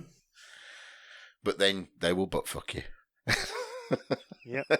Yeah, I think you're all a bunch of miserable bastards. I mean, you buy consoles, you buy games, you play games because you like doing it. I don't understand this bitching about the firms that are selling it to you. Don't fucking buy it then. I won't. But that's the point. But you will. No, not really. I haven't bought I have not bought an Xbox Just... One at all. I have no interest in an Xbox One. Even when they had all Games Pass stuff, I haven't. But you've been slagging Sony off. Sony are offering a product that you're going to buy because you want to play games. What did you fucking do it then? Come on, more positivity, guys. I don't. You know, the alternative is there are no video games available for us to buy. Dave's making a good point. Yeah, he is. But he was also the person whinging 5 minutes ago about the price of new games. Yeah. Oh, yeah, yes, it was, wasn't it, actually? Yeah. There are always going to be wrinkles with it. You think, oh, this, that, and the other. Fucking don't buy any games then. Yeah, well, that's what we can say to you when mate. you're whinging about the price. Don't buy any games then. Thing is, though, this is our thing. This is our hobby, and we went something. It's good to be passionate. Yeah, about it's what it is. I understand what you're saying. You know what, Dave? You are right. I'm not going to deny what you're saying. You are right. But it's just. I am right. Yeah. I once. Well, I am. For once. I am. I am saying this recorded. Mark it in your diary. Mark it in the diary. We're all going to buy them because we like doing it, and people are providing us with those. What if people didn't make video games? We'd all be fucked. You just read a But book. why? I don't understand why people moan about it. I just don't get it. says the Dave, person who was moaning about the game price literally 5 I know minutes that. ago. I said they're quite they're expensive, and they are expensive. But I'm not, Hang on, we've agreed. He's right. Yeah, he is right. Yeah, move on. So I'd never actually said. I don't know whether I'd go digital or disc. I think it's something I'm gonna have to look at in time. Yeah, I'm not sure. Anyway, moving on. We didn't actually. We haven't talked about the elephant in the rumours yet.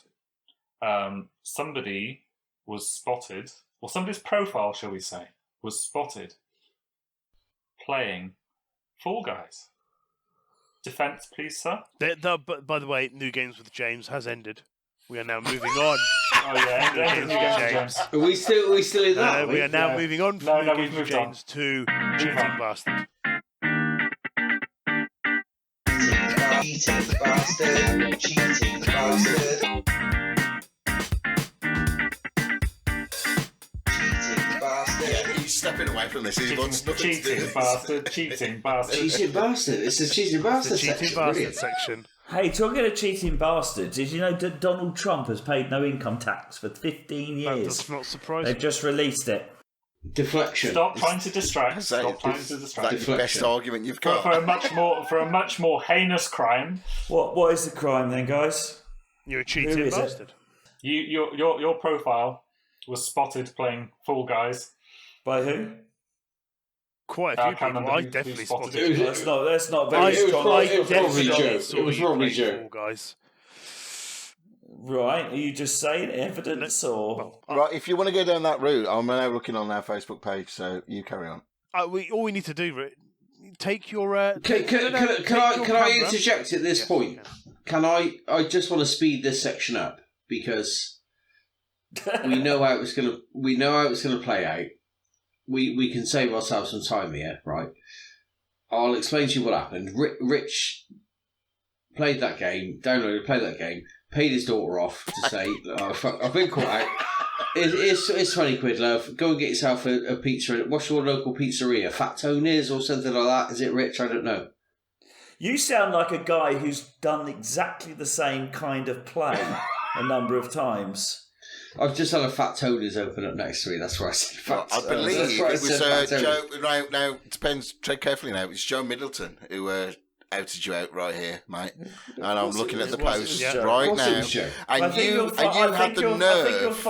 I think you'll find if you go down the post, even Joe Middleton, the Stasi of the group, and fair play. He we need traffic wardens. We need people tax. We need oversight. We need some oversight, don't we? We need some oversight. And Joe's done a very good job. But I think even if you read down the list of comments, even Joe says fair enough. But the most important thing, Joe is not part of the jury. There's only 4 people in this jury, and as far as I'm concerned, it sounds very much like you. That video of your daughter. Well, none of you caught. Sounds very. None of you caught me. Doesn't matter. You slipped through a bug and said, "Look, love." It sounds very forced. She doesn't. Do you mind saying that you? She almost sounds under. I'll film you. I'd argue. Yeah. So say you bought this game for fuck's sake because I'm getting some meat. I need to get. So rid explain how the evidence of me being some 25 miles away at the exact time that Joe saw the game being played and downloaded. But it was on your account. It doesn't matter. It was on your account. It was your account. You are responsible for your account. How do we know? Well, I was hacked. I was hacked and outside the thing. Whereas the difference between Dave, if you look at Dave, Dave downloaded on behalf why is this on of me? his daughter. I was hacked by my daughter. No, you weren't hacked. Downloaded You're giving it a Stu argument. Stu try and blame me for stuff that he done as well. Downloaded remote play. Simple as that. Remote play. Yeah, so I think Stu's testament on the fact that it would be impossible to remote play anything on the PlayStation. PlayStation 3. PlayStation 4, it works great. As there is no evidence to suggest that anyone else was playing it other than a very under duress. Well, what evidence could exist? Well, exactly. That's What evidence could? I think we'll find that. I believe Joe also said, Richard Purvis. Well, that's forced to confession if ever I've heard one.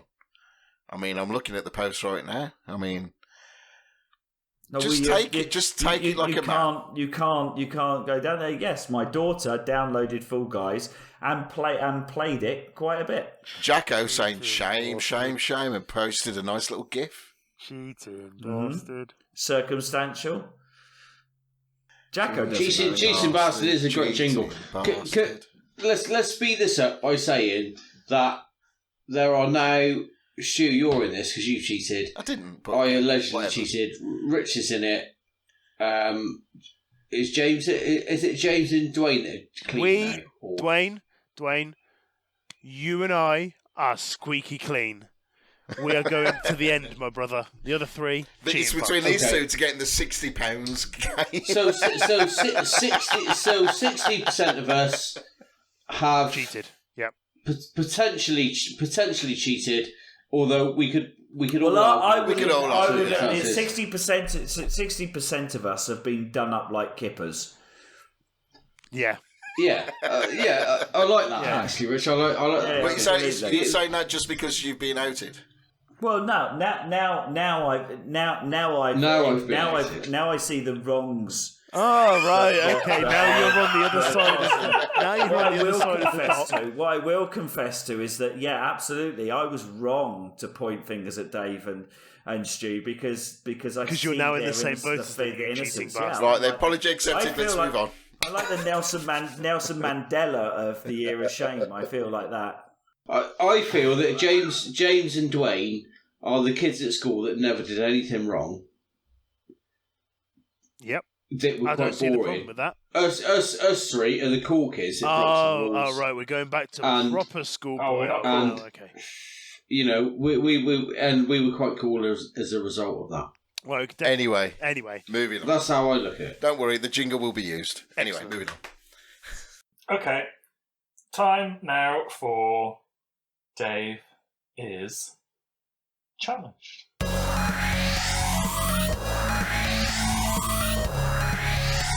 Dave is challenged. Hooray! Right, so let's preface this. I need to make an apology. So Dave was right in his assumption that I should have had Plants versus Zombies, because I did tick it on a list of games which I said I had, but it was a game that I had back in the UK, and I was planning on getting a whole load of games shipped over, which I did, but it was one that was left out, so I don't have it here in New Zealand. So shock horror. No game. Duane has no Shock. game. No game, Duane. Best has name no for games. a podcast I've ever had to type in. It was Unbelievable. wonderful. God, so seriously, I just laugh so much about that still. So I wasn't able to Compete. compete in the Davis challenge. So I think it hasn't happened yet. But I think what the plan is Dave has challenged Rich to a round of Plants versus Zombies. So Rich is being my Stand-in. champion, as it were. So there's a lot riding on him. So there's no Davis challenge to talk about this month with regards to results. But we've decided that we still need to carry on with Davis challenge. And as I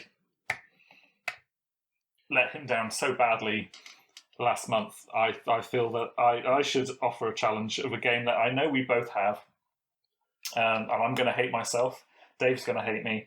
And most importantly, I am going to hate myself. The game is... a deep breath. You just basically how far you can get before you just have had an absolute fucking enough and actually do really want to pack a fiver, because I think that's what's going to happen. Bloodborne. Fuck's sake. Dave gets a double dicking. I September. don't know, because 2020. Duane doesn't want to play either, by the sounds of it. No, I he mean, doesn't. So, So, have you there's ever a played very- that game, Duane? Yes, I have. I hate So it. it's Oh, I so don't hate it. depressing. So there's a very strong chance that Dave could actually win this. So this isn't a game which I'm like, I'm good at this game, so I'm going to basically. So you haven't done a James then, basically from you No. haven't done a So James. basically, this is a completely level playing field. We're both at the same point of a game that is fucking hard as nails, and basically just see how far we can get into the game within the month until either you just like actually it clicks and suddenly you get it and you go on and complete it, or you just go fuck it, this is just pissing me off, and then I'm done. So what are the parameters of the competition? I'm a bit. how are you Well, gonna he's just make said it. Just get as far as you can. Just get as far as you It's can. whoever So gets the furthest. so that will be gauged. So but that will basically be gauged on I assume achievements or trophies. Well, it's a linear game, so it's just It's a linear game, so How yeah, far so you get. it Progress. just how far you get.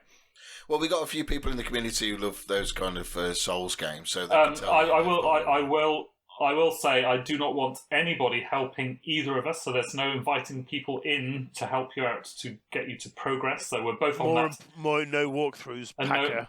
no walkthrough. No walkthroughs. So this is can we take into straight account previous progress? No. Start from no, scratch. it's, Well- it's straight up. Your previous progress is Well, the I don't title think- screen. No, I think I No, don't think no, that's because I've got to like the third or fourth boss on this game before. Have you? Shit. Yeah. no. I Fuck. oh dear. I think you have to. No, I think you have to start from scratch. Start from scratch, because there's this level playing field. Because there's, I would have to go Dave, some to catch up with you. better Then Souls person than me. I You wouldn't have can even got past the first fucking. you could potentially win this, Dave. You could potentially win this. I I will. think you might do. Oh dear. Well, you should be able to see each other's progress, wouldn't you? Kind of have a little sneak and see each other's how far each other are getting in it. Would it? Do you think? I'm not sure how we could do that, but I'm sure there's a way we can figure it out. And we'll talk about that in... So what are the... It's whoever gets the furthest then? That's what you're saying, that's the rules? Yep. You don't sound that good. Happy about that, Dave. Well, I don't, because I've realised that you've gone further than I have. But I've only sort of dipped into it a couple of times, so... I just need to find my rhythm. I might be on for this then. You could be on for this. I might get an away win. You know what? I don't know if anybody can see this, but he was slouched in his chair before, but now he's sat up. Now he's sat up. He's all like, ooh. Now he's like, ooh, this He's is... interested. Now that he reckons he might win one that wasn't his challenge, he might win an away leg. Ooh. Imagine that. I hate this game. You best not let us down, Duane. Yeah. It's unrelentingly grim. It's really grim. I've dabbled into it, so yeah, fresh save.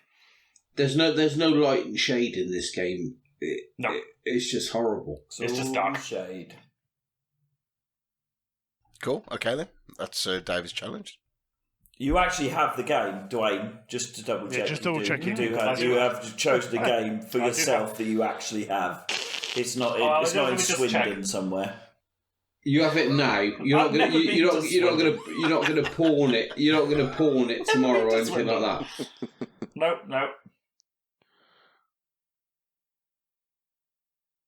Excellent. Okay. A challenge accepted. So by the next podcast, whoever gets the furthest is the winner. Yep. Is the winner. Exciting. So there's two's up this month on Davis challenged. Rich. Yes. Yeah. Pete. Plants vs Zombies. That challenge is still open. We haven't got around to it, but it's still open. Yeah. Are you aware of that?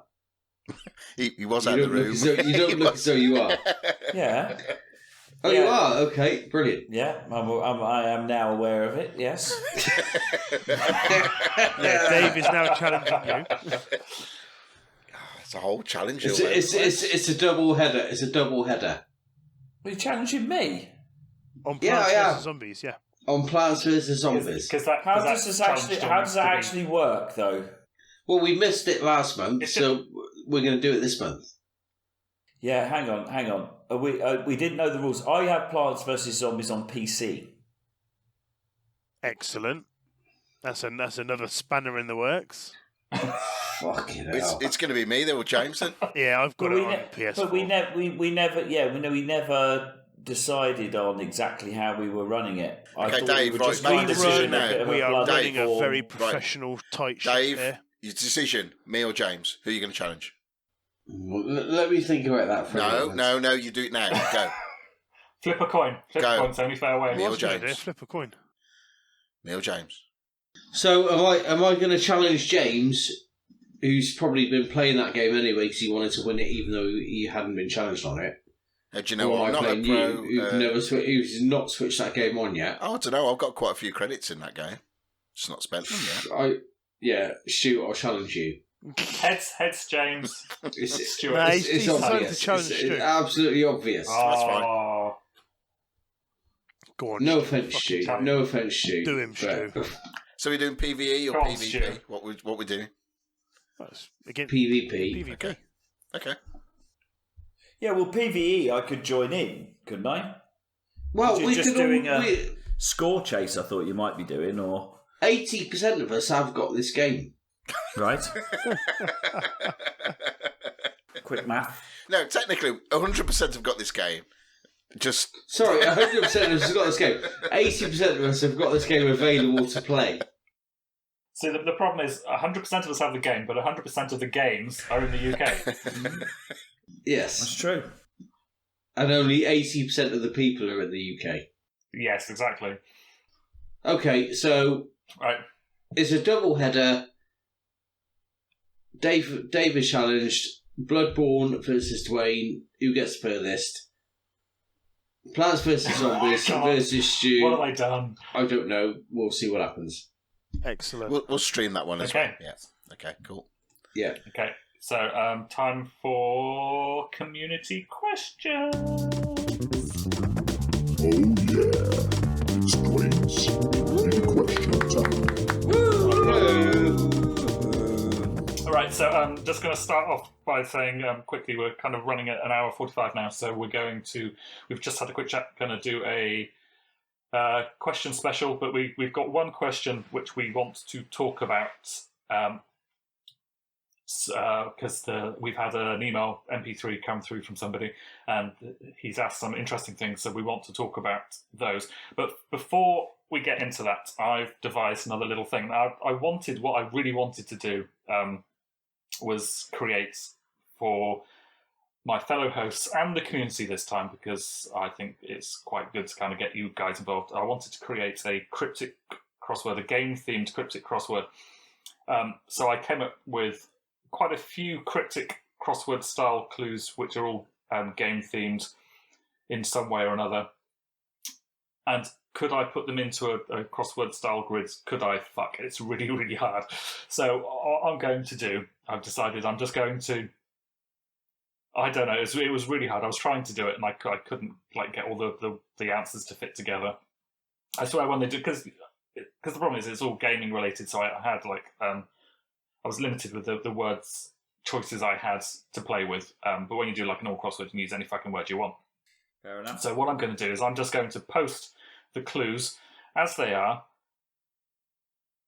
First of all, the rules are for my fellow hosts, you have to get all of the answers, and the first person who gets all of the answers wins a prize. Ooh. And with the community, it's going to be, if anybody gets all of the answers and nobody else does, obviously they win a prize. But it's whoever gets the most...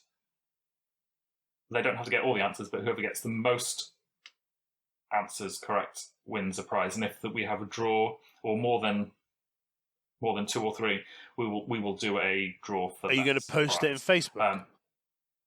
I will post it in the Year of Shame group. On Facebook?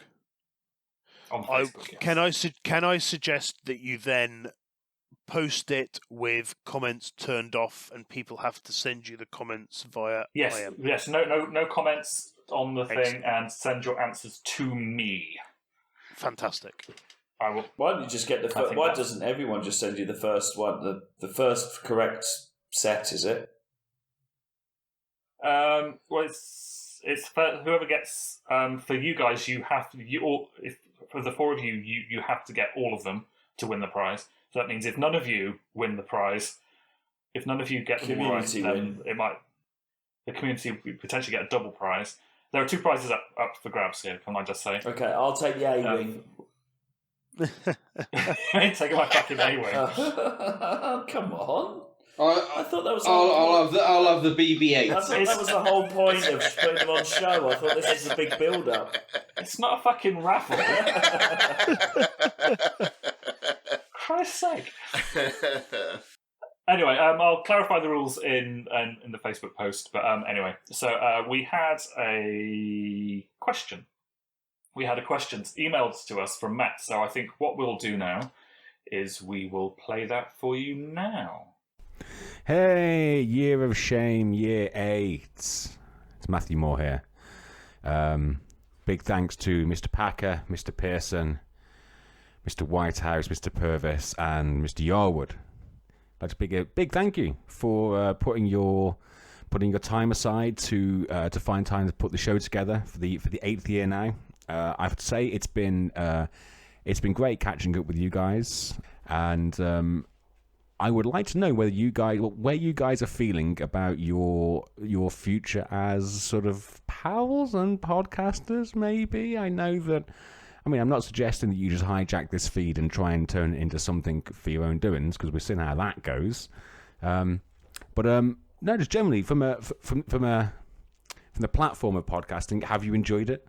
Have you had a single person doing the editing? If you have, that person deserves mad props. And just generally your thoughts of 2020 as a year. So originally, I guess when you guys started the 8th year of the Year of Shame, people would have suggested that you were foolish. You were fools for doing it because we have new consoles. A whole new generation's going to be coming along. And then it turns out global pandemics get in the way of that. So just generally from a 2020 vibe, has it made it easier? Has it made it harder? I'd love to hear some of your ups and your downs from your time. Oh, one thing I will say is the Reese Witherspoon joke had me and the wife in hysterics in the car, didn't it, darling? Yeah, we did. It's a fucking brilliant joke. And finally, where do you see year 9 going? Do you have any colleagues or any friends who you think would be good candidates to take up the mantle in 2021? Right, I'll leave you guys to it. Once again, thank you very much, and stay safe and keep doing your thing. So, thanks, Matt, for that question. That was very interesting. Quite a lot in that to unpack. Can I just, first of all, I think we need to lead with the joke. The joke was a fucking terrible joke, and I can't believe anybody would think that was a good joke. Can I interrupt? Do you have to? At this point? You can. So the first thing is, because it was an audio file, Stu has now got a massive boner because he gets a boner for audio files. Oh yeah, baby. He does. So and it was a large audio file. So to be honest, he's probably come in his pants or something. Thrice, at least thrice. I don't know.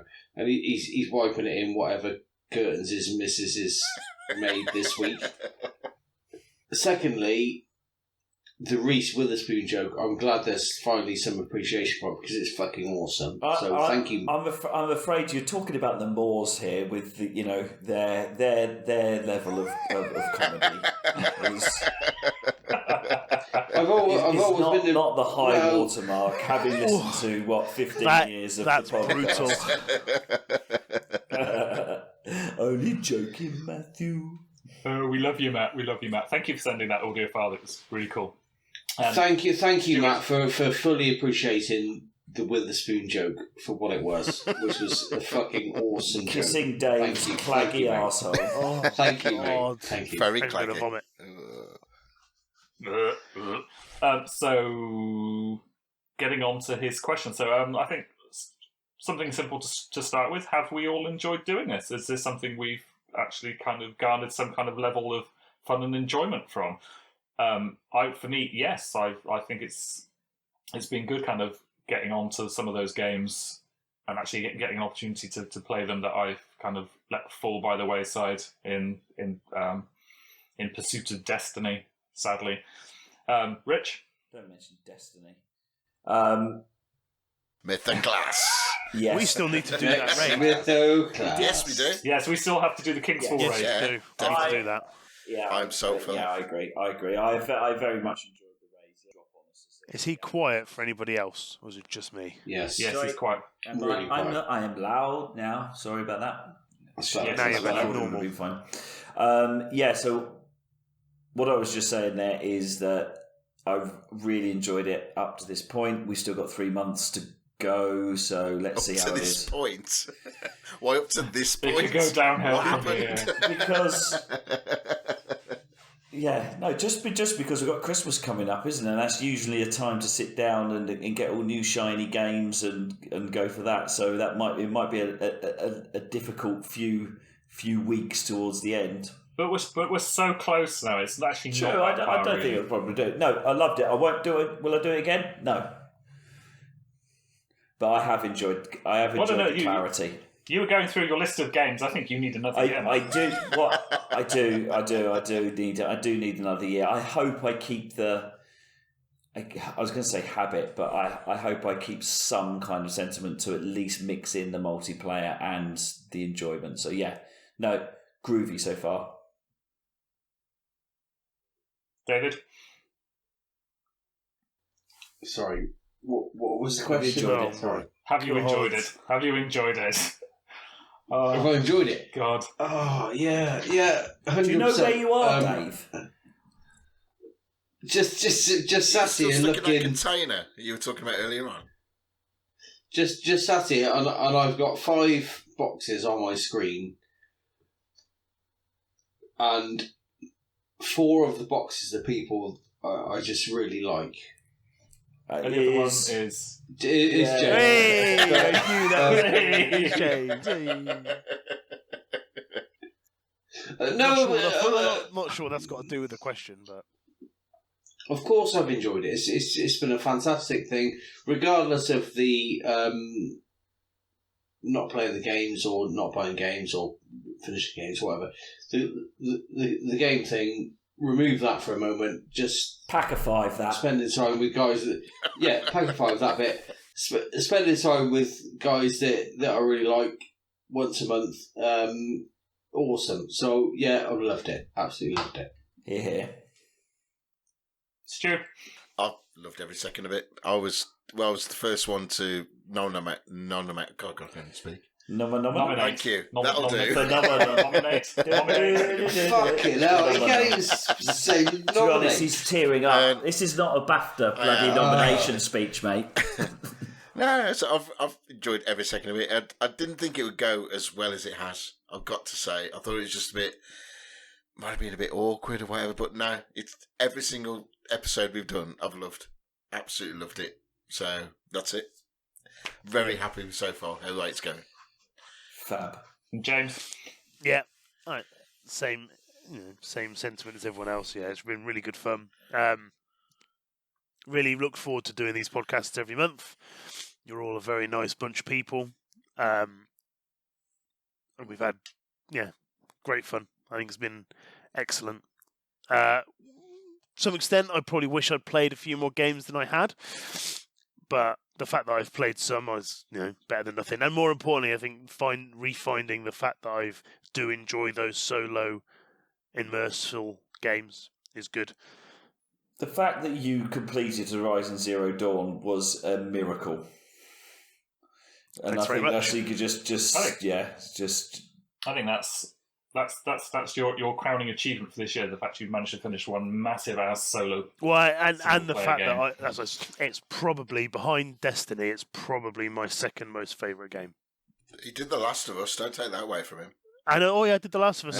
He's done some I would stick. I'd stick both of those up in my top 5, probably. Those games would never. If you hadn't have done this, they would never have been played, would they? Ever? No, I don't think they would have. Yeah, you would have missed that. Because other people have played Horizon Zero Dawn and The Last of Us in this group, and have said, "Oh yeah, you should got to play them because they're really good." And I've obviously finally stuck them on and been like, "Man, you weren't fucking wrong. They are really good games. They're excellent." And I will be getting the sequels for both of them and playing them. That's because good. I enjoyed them a lot. Yeah, That's definitely. good. I mean, Good man. the only one of our group at the moment who's played Last of Us 2 is Duane, and I can't wait for January the 1st. Bye. That's it. Need it. Yeah, I will probably be buying that for January the 1st as well. Definitely. Worth it. Definitely worth it. What about you, Duane? So the next thing, I said I've enjoyed it, and I think kind of it's been really good. Kind of sort of getting on to those games, which I kind of just, let's say, let Destiny kind of take priority over. So it's not good. Anyway, so another thing that Matt asked, it was about the editing. All our editing, you would be very surprised, is all done by one person, and it's amazing that this one person is able to do this month on month. He's a fucking legend. Thank you very much, guys. Cheers. I was going to do that. That's what I was going to do, and I thought, absolutely. what? It's no worries. I'm just gonna leave it. I'm not going to say anything. Rich. I was toying with the idea of because I was picking this person. I was toying the idea of going. So thanks, Dave. But nobody would believe that. Nobody would believe it. That was You can't even say this bloody podcast. No, Matt. Actually, all our editing has been done this year by the amazing Stuart. He's done an absolutely amazing, fucking bang up job of getting these podcasts together, and sounding as amazing as they do. And we're really, really, really, really, really, really grateful for his amazing technical abilities on this. What is each other and clap and do stuff like this. This point. What is the actual workload though? What you Oh my god! No, because surely he just presses like start and stop, and that's it. I do turn it off and turn it back so- on a few times. Yeah, there's 5 people. See, what Stuart doesn't notice is every now and again I'll just hit pause for like about 2 seconds on my recording. That's so why it that all goes out of happens. sync. Just because, why not? So it's like, why is this out of sync all of that? Anyway. I don't know. You know what? I don't know what. I like doing it.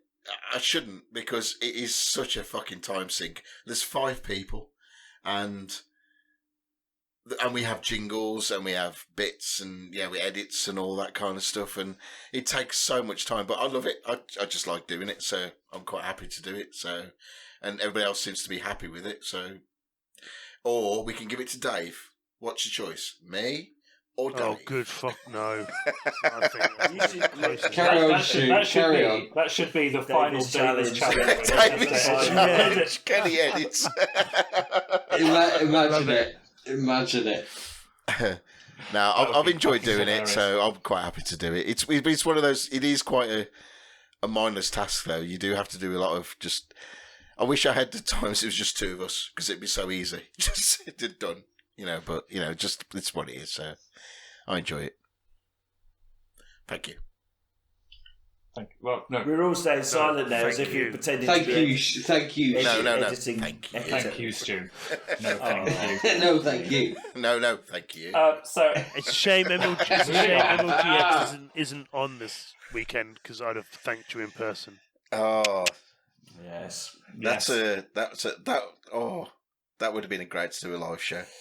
Anyway, moving on. It would have been awesome. Yeah. So he also asks about our thoughts on this year generally. So I don't think he's talking about specifically with regards to just gaming, but the whole thing, the whole shitstorm of 2020. I mean, how have we all coped with this? I mean, for me, having this podcast thing has been a fucking godsend. To actually be able to kind of get together with like a group of guys, I said once a month, but we've actually done sometimes more than once a month. We've done like a couple of extra like specials and stuff.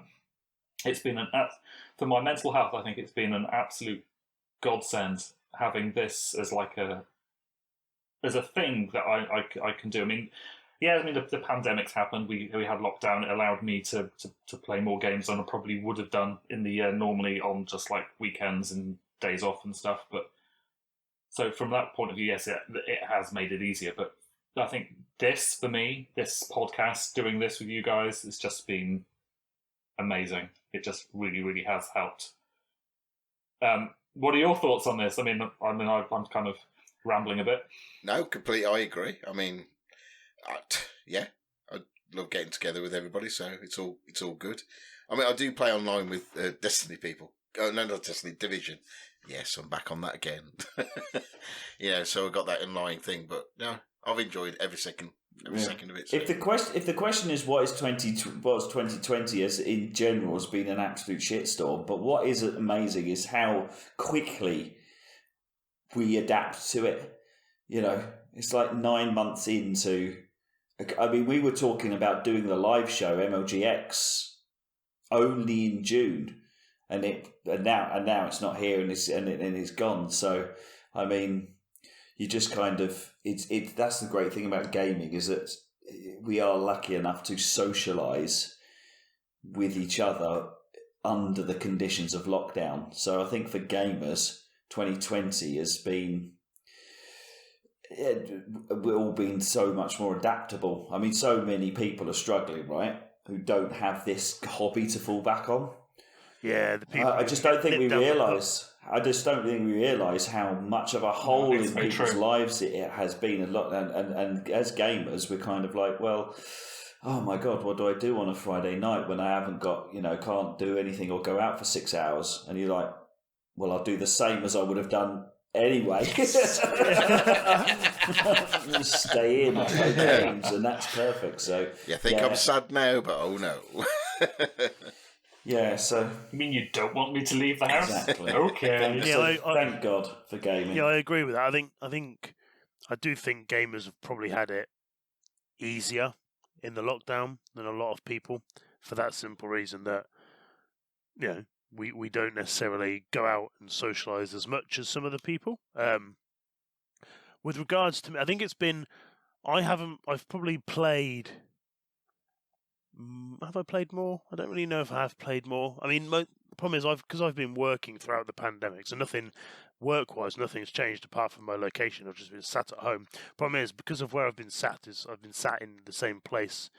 I'm not like Rich because I don't have 25 bedrooms and 6 or 7 offices. I don't have. I sit in the same place, same chair that I. Yeah, came but in. your doors in So your probably- house must be fucking amazing. Where his doors are awful. Look at it like that. His doors are shit. Yeah, mate. shit You can't doors. get in You've got yours. great doors.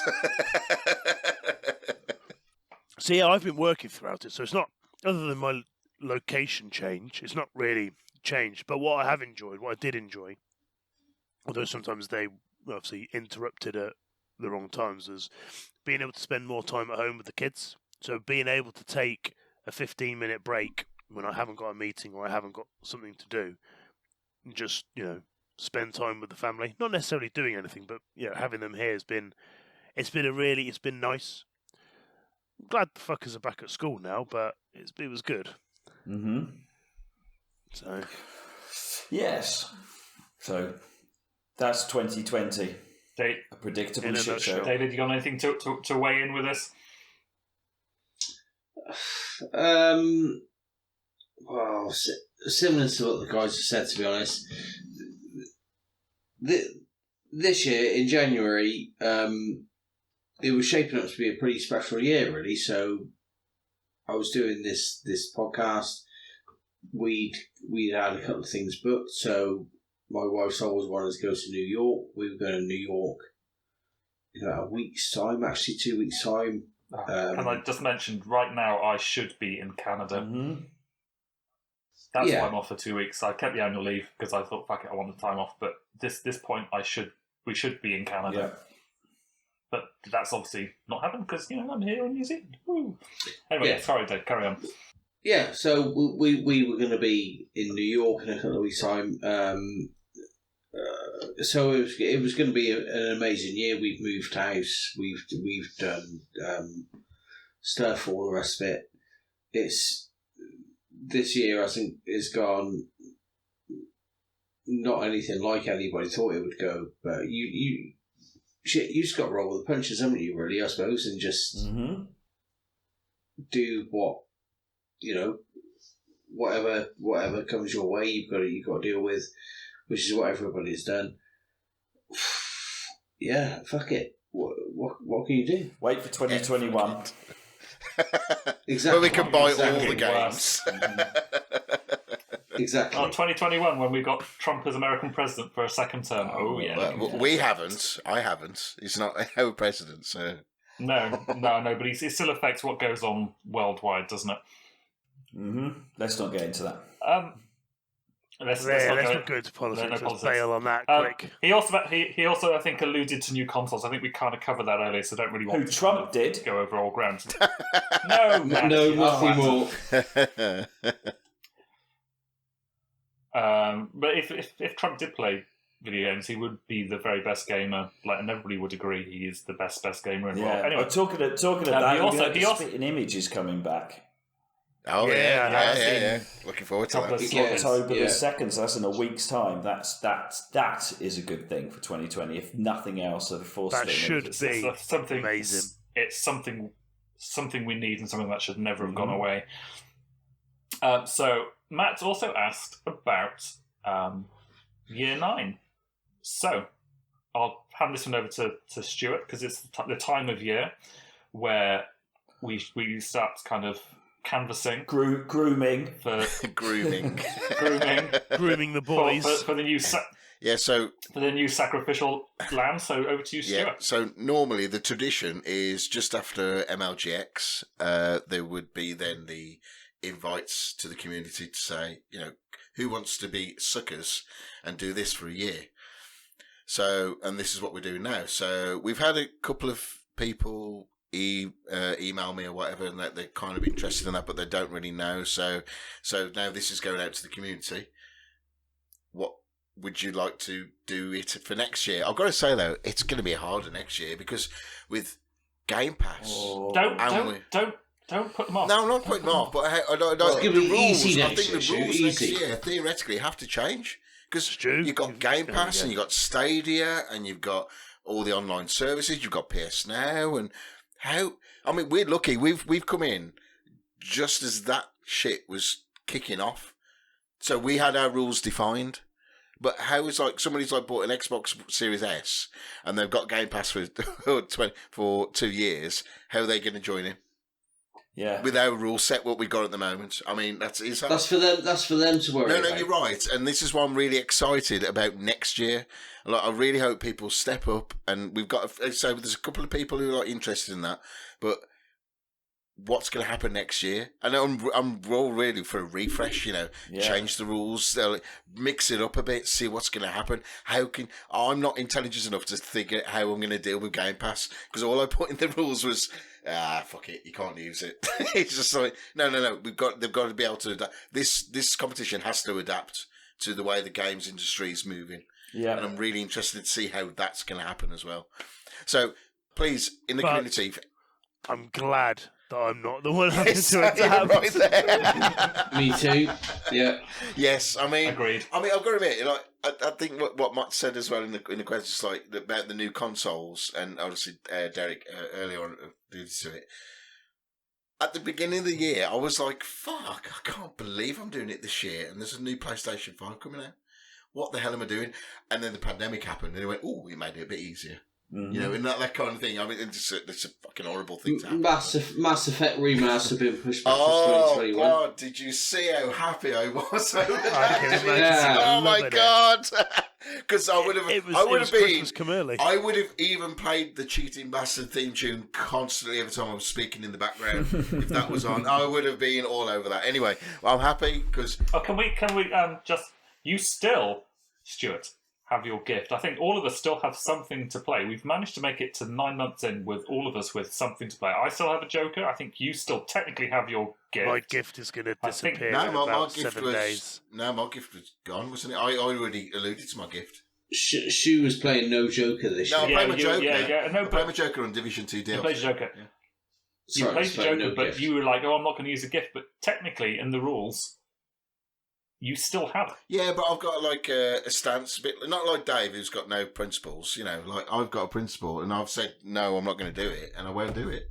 No, but if something came out, no, if it was Mass Effect, yes, I would be all over it, and then I would. But the thing is, actually, yeah, but it's not coming out to next year, so it doesn't matter now. So anyway, going back to the Year of Shame 2021. Please, if you want to join in, and it is honestly, it'll be the monumental year. It was me. I've had so much fun. It is brilliant. And to be fair, you will be able to play during the end of the second wave and probably the third wave of this. So you'll have lots of time for gaming. Right. I've known James, Richard, and Dave for quite a while. I never met Duane before I met in this competition or challenge. Yeah. And I know. So there are some negatives, but overall, no. This is a shame. No, don't listen to Rich because he's a dick. Look, this is the whole point I'm making.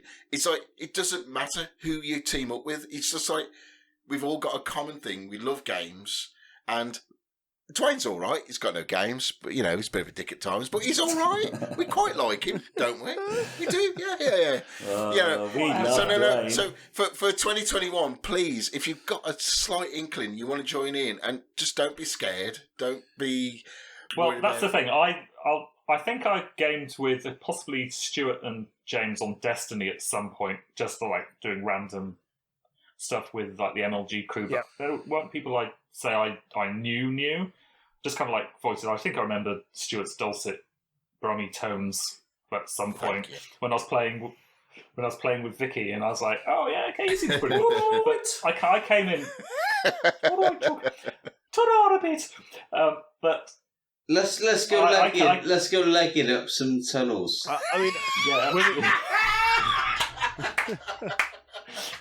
But anyway, let's not get distracted. I came in not knowing any of you guys really properly, and I don't think that's really mattered. I think now, kind of 9 months in, from show one, it's been seamless, and I think like, as same with like Stu said, I've known the other three for a while, and I was concerned that I was like, oh well, how's it going to work? And literally, first show, bang! It was like talking to people. You weren't there on the first show. What do you know? you fucker. The first show he joined. The first show he joined. Yeah, the first show. Okay, the first show I was part of, it was just like meeting a friend down a pub, and really, there was no, it was seamless, really good, get on really well, consider you all friends for better or worse, and yeah. So that was a dig at you, Dave. That was. I think. No, I actually Dave. prefer Duane. Dave's a legend. I actually prefer Duane to any of you guys. thanks, mate. So yeah, I think the thing I would say to anybody who That's just because I sent you a dick pic last month. Yeah, yeah, I love that, mate. That what was I would awesome. say to anybody who is having doubts about doing it, you will find, you'll get on and you'll be with people that you like, and you'll find some really good friends doing it, and I think it'll be a really good experience. So don't hesitate. Definitely. Just do it. Do you know what it is? It's like when you first started gaming, and when you really just had that one game you could play, and you had to play it. Do you know what I mean? You get to a point in your life where you can buy a few more games, but when you first start, whatever it was, console or PS1 or Xbox, you would have bought a game and then you would have played the shit out of it, because you wouldn't get another one for 6 months. And that's what Year of Shame takes you back to. That kind of like, right, I've got to go back and get in there and nail these games. And that there's loads in that. There's loads of fun in that. It is bad because I'm a PlayStation player at the end of the day, so the terminology I use, I look at the cross media bar, and I'm just there for ages going, which one shall I do next? I don't know. Which one? Division. Division. That's the only problem. Is try not. What my only advice is to you is when you go into this, try not have a service game available at start, because that will suck all of your time away, especially if you like it. Yeah. Yeah. Well, so it's been great. Okay, we should do it again. So I think we should. That leads us quite nicely. That little bit of a group loving leads us quite nicely to the next part of the last part. We've left this till last. So he kind of asked where we see ourselves, this little group, this little merry band of men. Where do we see ourselves going in the future with regards to doing stuff like this with the podcasting, the streaming, and that kind of thing. So we have actually kind of just last month started talking about what we might want to do in the future. We have several ideas. We definitely want to do something. We're not exactly sure of what. Dwayne. Shh. Dave doesn't know this. What the fuck? I thought it was just more meant to be up there. Yeah, sorry. Four of us. Shit, Oh my god. The four of us minus Dave. What are you talking? Hang on. What are you talking about? What? Hey, no, you've dropped the ball. You're doing on that something one. else. Hey. So You're doing something so we else. have to include him now. Damn it! Sorry. So the four of us and Dave. Sorry. I didn't know anything about this. Don't worry about it. Shit. Don't worry about it. Just forget it. Just forget we ever talked about it. In fact, just put your fingers in your ears. You said this was it. This was like a one and done. So we have been talking about what we're going to do, and so those of you who've enjoyed listening to us over the past year, you crazy mother fools, both of Joe you and Dave, both of you. So Joe and Dave. So for Joe and Dave's listening pleasure, we are going to do something, and it's not going to be under the Year of Shame banner, because that's obviously for a mantle for somebody else to take on. We are going to do something fresh and new. Fools. We are going to do something fresh and new, and we're going to kind of own it in our own right, and it's going to be an ongoing thing. More on that as it comes. I don't want to say too much more, but we have ideas about what we want to do. So yes, we'll leave you with that. And it's probably worth mentioning about the discussion we had, and maybe prequeling the idea of the live show and start getting that out there, because it would be good. It would be good to start getting up a bit of a buzz and try and get the community together. So we. Oh yes, so we'll mention this now. At some point for one of the end of year shows, maybe the last or the outro show, because I think we have to do one in January to kind of like wrap things up. We were thinking of doing a live podcast, of which. So basically, the only reason we'd want to do that is so you can all witness how many times Dave needs to go to the loo during our recording. His little window goes blank at least 4 or 5 times during a 3-hour session. So you'd have a shiwi by now and not in a bottle at the bottom of the, Yeah, you can get like one of those like stadium caster type things. So I'm sure we can find one on Amazon for you. So yeah, we're thinking about doing a live podcast as well towards the end of the year, so you can all see our ugly faces as we do this. We'll see how ridiculous we look. A mega zoom.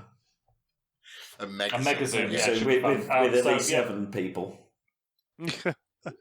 Yeah, we might get some people in just because why make life easy for ourselves? So yeah, we go. Question special coming at you soon, I think, because obviously we knew Matt's question was going to sort of take quite a lot of time, and it did. It's another half an hour just for Matt's question, so thanks for that, Matt. But that's fine, because we actually really enjoyed talking about that. Thank you, Matt, for your appreciation of the Witherspoon show. Thanks for the MP3. Stu stroked himself silly to that. Yeah, he loves the MP3. He played it multiple times. All the times. All of them. All the times. He's just got on a loop on his whatever his chosen music player is. I don't know what he's got. Zune or something. Zune. Yeah. So I think now we need to move on to any other business.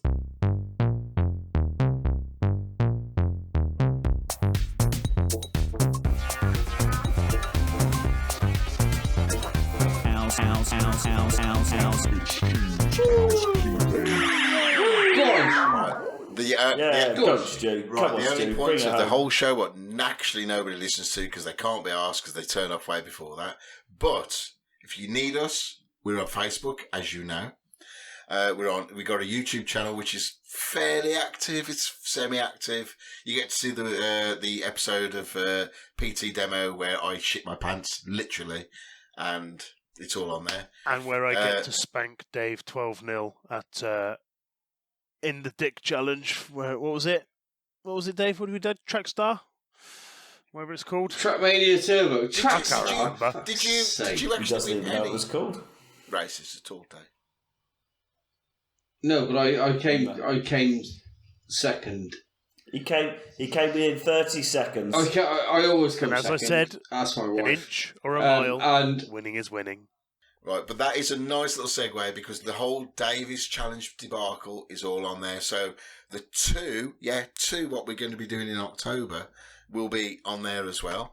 We've got all the previous podcast archives as well. So from year 1 all the way to our year. But if you need us, we're always on Facebook. If you want to get me excited and maybe jizz a little, send an email over to yearofshame@gmail.com. You know, I'd love it. So, and that's it. So now we've got any other business. So we've covered the any other business of Year of Shame Challenger 2021 is now open. So I encourage, and we all encourage you to send your submissions in. There's no CV. Just say, I'd like to do it, and then we go, all right, you're in. There is a CV. You have to have games. I mean, how Duane got in, I don't know, but you do need to have games. You got to have some games. Yeah, that is one stipulation we have to have. Don't have a limited pool like Duane has, because it's a fucking nightmare. Anyway. But I will like to bring up again how Dave asked, how has somebody who has no games finished the most games? Because we can't answer that at the moment. Yeah. No, you can't answer that. It also helps if you have got children, because then if you illegally buy games, you can just blame it on them. Fuck you. Pay them off to. Well, mate, I wasn't even talking about you. I was just talking about Rich. But if the cap fits, it's all right. I've been conditioned so much now. I twitch every time anybody mentions that. You forgot about that. He's so guilty. He just coughed to it straight away. That was Stu's argument. All Rich did was just followed in Stu's footsteps. So he cheats. Anyway. Yep. So, right. So now, if anybody, I didn't even know this was a thing, but we had an email from Amazon about 3 or 4 weeks ago about their podcast service. We are now officially on their podcast service. They invited us to be on, fucking made it, lads. We said, yeah, we have. We're a high and right. Next step, Patreon. And that's it. And then we can leave our jobs and then live the high life. Can't wait. You guys have all got agents, right? I was talking about an agent. Got loads of agents. You guys got agents? Got at least 17 of them. Brilliant. You got an Asian? An Asian. No, an agent, not an agent. Okay. Let's not go down that route again. So now we're going to bring out now. Next month, I am your host, and I really do apologise because I'm not the creative one, so I have no idea how the intros are going to go next month. But there we go. I'm the host, and we will see you in October and online. So over to you, Duane, for the true outro. Outro. So yeah, thanks guys for a podcast. It's been fun. See you next. Actually, no. See you for a question special. Bye. Bye. Bye.